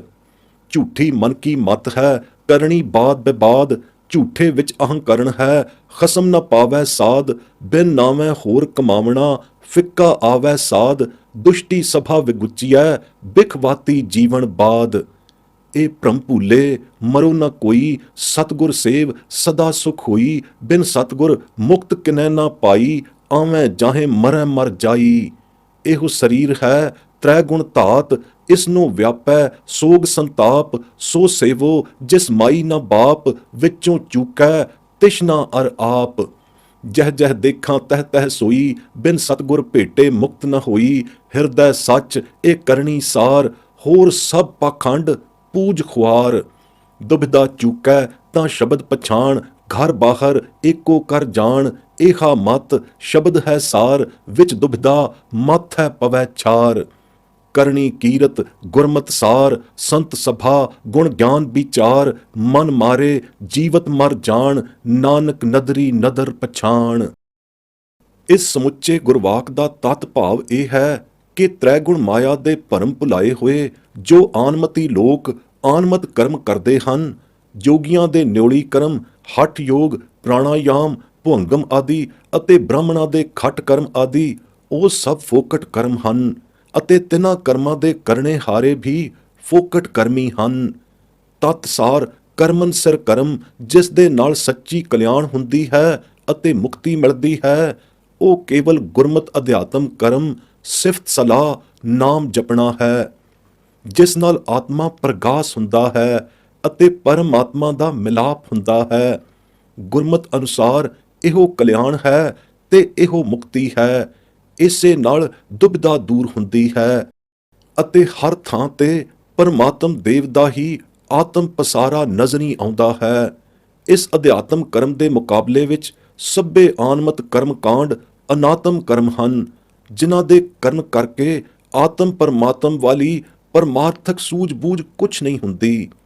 ਨਿਉਲੀ ਕਰਮ ਭੁਯੰਗਮ ਭਾਠੀ, ਰੇਚਕ ਪੂਰਕ ਕੁੰਭਕ ਕਰਮ ਸਭ ਹਠ ਯੋਗ ਦੇ ਕਰਮ ਹਨ, ਜਿਨ੍ਹਾਂ ਦੇ ਕਰਨ ਕਰ ਆਤਮ ਪ੍ਰਚੰਡ ਗਿਆਨ ਪ੍ਰਾਪਤ ਨਹੀਂ ਹੁੰਦਾ, ਨਾ ਹੀ ਪਰਮਾਤਮਾ ਦੇ ਜੋਤ ਤੇ ਜੰਤੀ ਦਰਸ਼ਨਾਂ ਦੀ ਸੂਝ-ਬੂਝ ਹੁੰਦੀ ਹੈ। ਇਹ ਸੂਝ-ਬੂਝ ਕੇਵਲ ਗੁਰੂ ਘਰ ਦੇ ਅਧਿਆਤਮ ਕਰਮ ਕੀਤਿਆਂ ਹੀ ਹੁੰਦੀ ਹੈ। ਸਤਿਗੁਰੂ ਬਿਨਾਂ ਕੁਛ ਵੀ ਸੋਝੀ ਨਹੀਂ ਪੈਂਦੀ। ਇਹਨਾਂ ਉਤਲੇ ਕਰਮਾਂ ਦੇ ਕਰਨਹਾਰਾ ਭਰਮ ਵਿੱਚ ਭੁੱਲਿਆ ਰਹਿੰਦਾ ਹੈ। ਅਜਿਹੇ ਨਿਉਲੀ ਕਰਮ ਆਦਿ ਕਰਮ ਕਰਕੇ ਅਭਿਮਾਨ ਵਿੱਚ ਮੱਤਿਆ ਰਹਿੰਦਾ ਹੈ, ਓੜਕ ਡੁੱਬ ਮਰਦਾ ਹੈ, ਭਵ ਸਾਗਰ ਤੋਂ ਤਰਦਾ ਨਹੀਂ, ਵਿੱਚੇ ਡੁੱਬ ਕੇ ਮਰਦਾ ਹੈ। ਨਿਸ਼ਚੇ ਕਰਕੇ ਜਾਣੋ ਕਿ ਹਠ ਯੋਗ ਦੇ ਨਿਉਲੀ ਕਰਮਾਂ ਆਦਿ ਕਰਮਾਂ ਵਿੱਚ ਕੁਛ ਨਹੀਂ ਧਰਿਆ ਪਿਆ। ਸੋ ਆਤਮ ਗਿਆਨ ਅਤੇ ਪਰਮਾਤਮ ਧਿਆਨ ਵਾਲੀ ਮੰਜ਼ਲ ਦੇ ਮੁਤਲਾਸ਼ੀਆਂ ਲਈ ਹੋਰਨਾਂ ਕਰਮਾਂ ਦੇ ਕੀਤਿਆਂ ਕੱਖ ਪੱਲੇ ਨਹੀਂ ਪੈਂਦਾ। ਪੱਲੇ ਪੈਂਦਾ ਹੈ ਤਾਂ ਗੁਰਮਤ ਅਧਿਆਤਮ ਕਰਮ ਨਾਮ ਅਭਿਆਸ ਦੇ ਕੀਤਿਆਂ ਪੈਂਦਾ ਹੈ। ਹੋਰ ਸਭ ਅੰਧਮਤ ਕਰਮ ਹਨ। ਅੰਧ ਅਗਿਆਨਤਾ ਦੇ ਕਰਮ ਕੀਤਿਆਂ ਅੰਤਰ ਦੀ ਮੈਲ ਕਦੇ ਨਹੀਂ ਲੈਂਦੀ ਅਤੇ ਆਤਮਦੇਵ ਕਦੇ ਉੱਜਲ ਨਹੀਂ ਹੁੰਦਾ।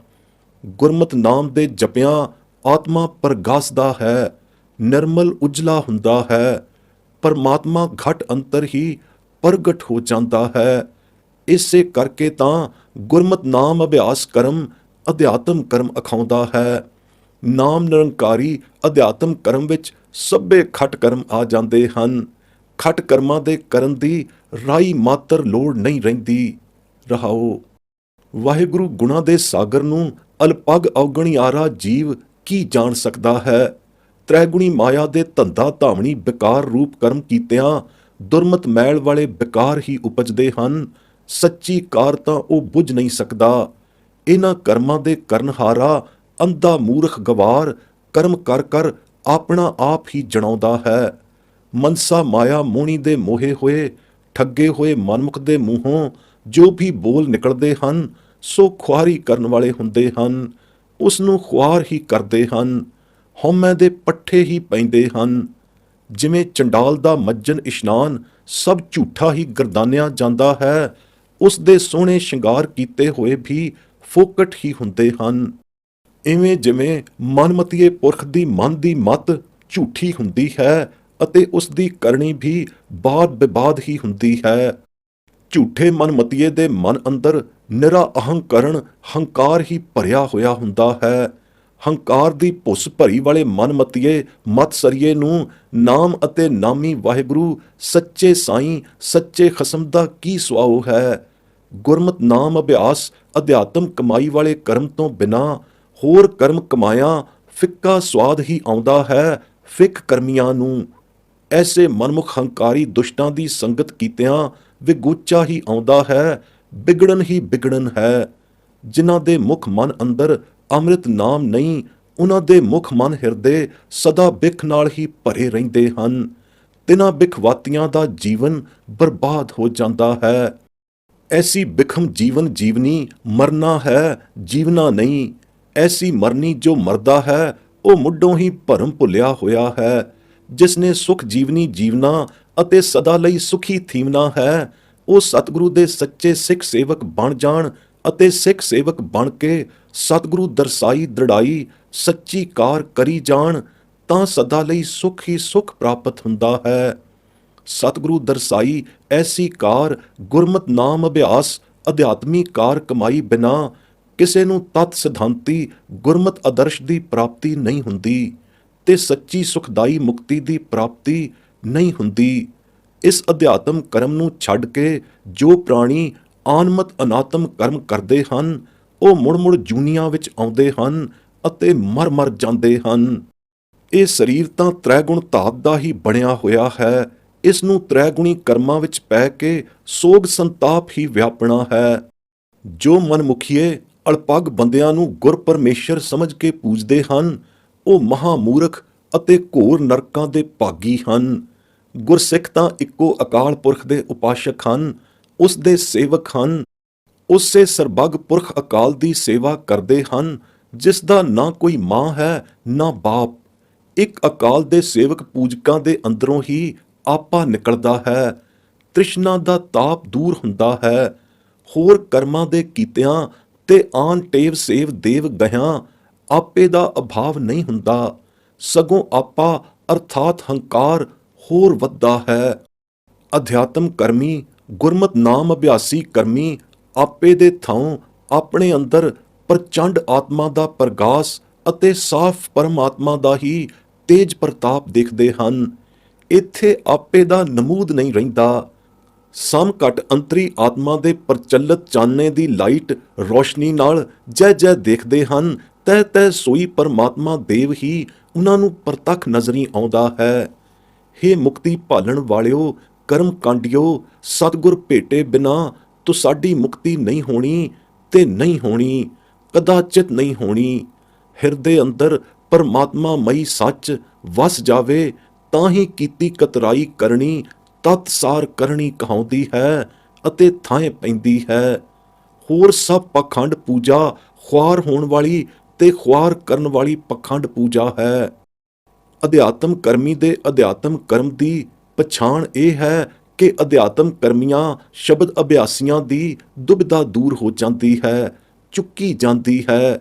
ਦੁਬਿਧਾ ਦਾ ਨਮੂਦ ਹੀ ਚੁੱਕਿਆ ਜਾਂਦਾ ਹੈ। ਤਿਨਾਂ ਨੂੰ ਅੰਦਰ ਬਾਹਰ ਇੱਕੋ ਹੀ ਨਜ਼ਰੀ ਆਉਂਦਾ ਹੈ। ਇਹ ਗੁਰਮਤ ਦੀ ਸ਼ਬਦ ਸਿਧਾਂਤੀ ਅਧਿਆਤਮ ਕਰਮ ਵਾਲੀ ਸ੍ਰੇਸ਼ਟ ਸਾਰ ਮਤ ਹੈ। ਹੋਰ ਸਾਰੀਆਂ ਮਤੀਆਂ ਕਰਮਤੀਆਂ ਦੁਬਿਧਾ ਦੁਰਮਤੀਆਂ ਹੀ ਹਨ ਅਤੇ ਦੁਬਿਧਾ ਕਰਮਮਤੀ ਵਾਲਿਆਂ ਦੇ ਮੁੱਖ ਮੱਥੇ ਤੇ ਛਾਰ ਸੁਆਹ ਹੀ ਉੜਦੀ ਹੈ। ਸਭ ਤੋਂ ਉੱਤਮ ਕਰਨੀ ਗੁਰਮਤ ਕੀਰਤ ਕਰਮੀਆਂ ਦੀ ਸਾਰ ਕਰਨੀ ਹੈ। ਵਾਹਿਗੁਰੂ ਦੇ ਗੁਣਾਂ ਦਾ ਸੱਚਾ ਵਿਚਾਰ, ਸੱਚੀ ਅਕਥ ਕਥਾ ਵਾਲਾ ਵਿਚਾਰ, ਸੱਚੇ ਅਖੰਡ ਕੀਰਤਨ ਵਾਲਾ ਵਿਚਾਰ ਗੁਰੂ ਘਰ ਦੇ ਸੰਤ ਜਨਾਂ ਦੇ ਸਮਾਗਮ ਵਿੱਚ ਹੀ ਹੁੰਦਾ ਹੈ। ਅਜਿਹੇ ਸੰਤ ਸਮਾਗਮ ਵਿੱਚ ਆ ਕੇ ਮਨ ਮਰਦਾ ਹੈ। ਜੋ ਇਸ ਮਰਨੀ ਮਰ ਕੇ ਜੀਵਨ ਮੁਕਤ ਹੁੰਦੇ ਹਨ, ਸੋਈ ਪ੍ਰਵਾਨ ਪੈਂਦੇ ਹਨ ਤੇ ਗੁਰੂ ਨਾਨਕ ਦੀਆਂ ਨਦਰਾਂ ਮਿਹਰਾਂ ਤੋਂ ਨਦਰੀ ਨਿਹਾਲ ਹੁੰਦੇ ਹਨ। ਇਹ ਵਡਿਆਈ ਹੈ ਗੁਰਮਤ ਅਧਿਆਤਮ ਕਰਮ ਦੇ ਕਮਾਉਣ ਦੀ। ਸਤ ਕਰਕੇ ਮੰਨਣਾ ਜੀ।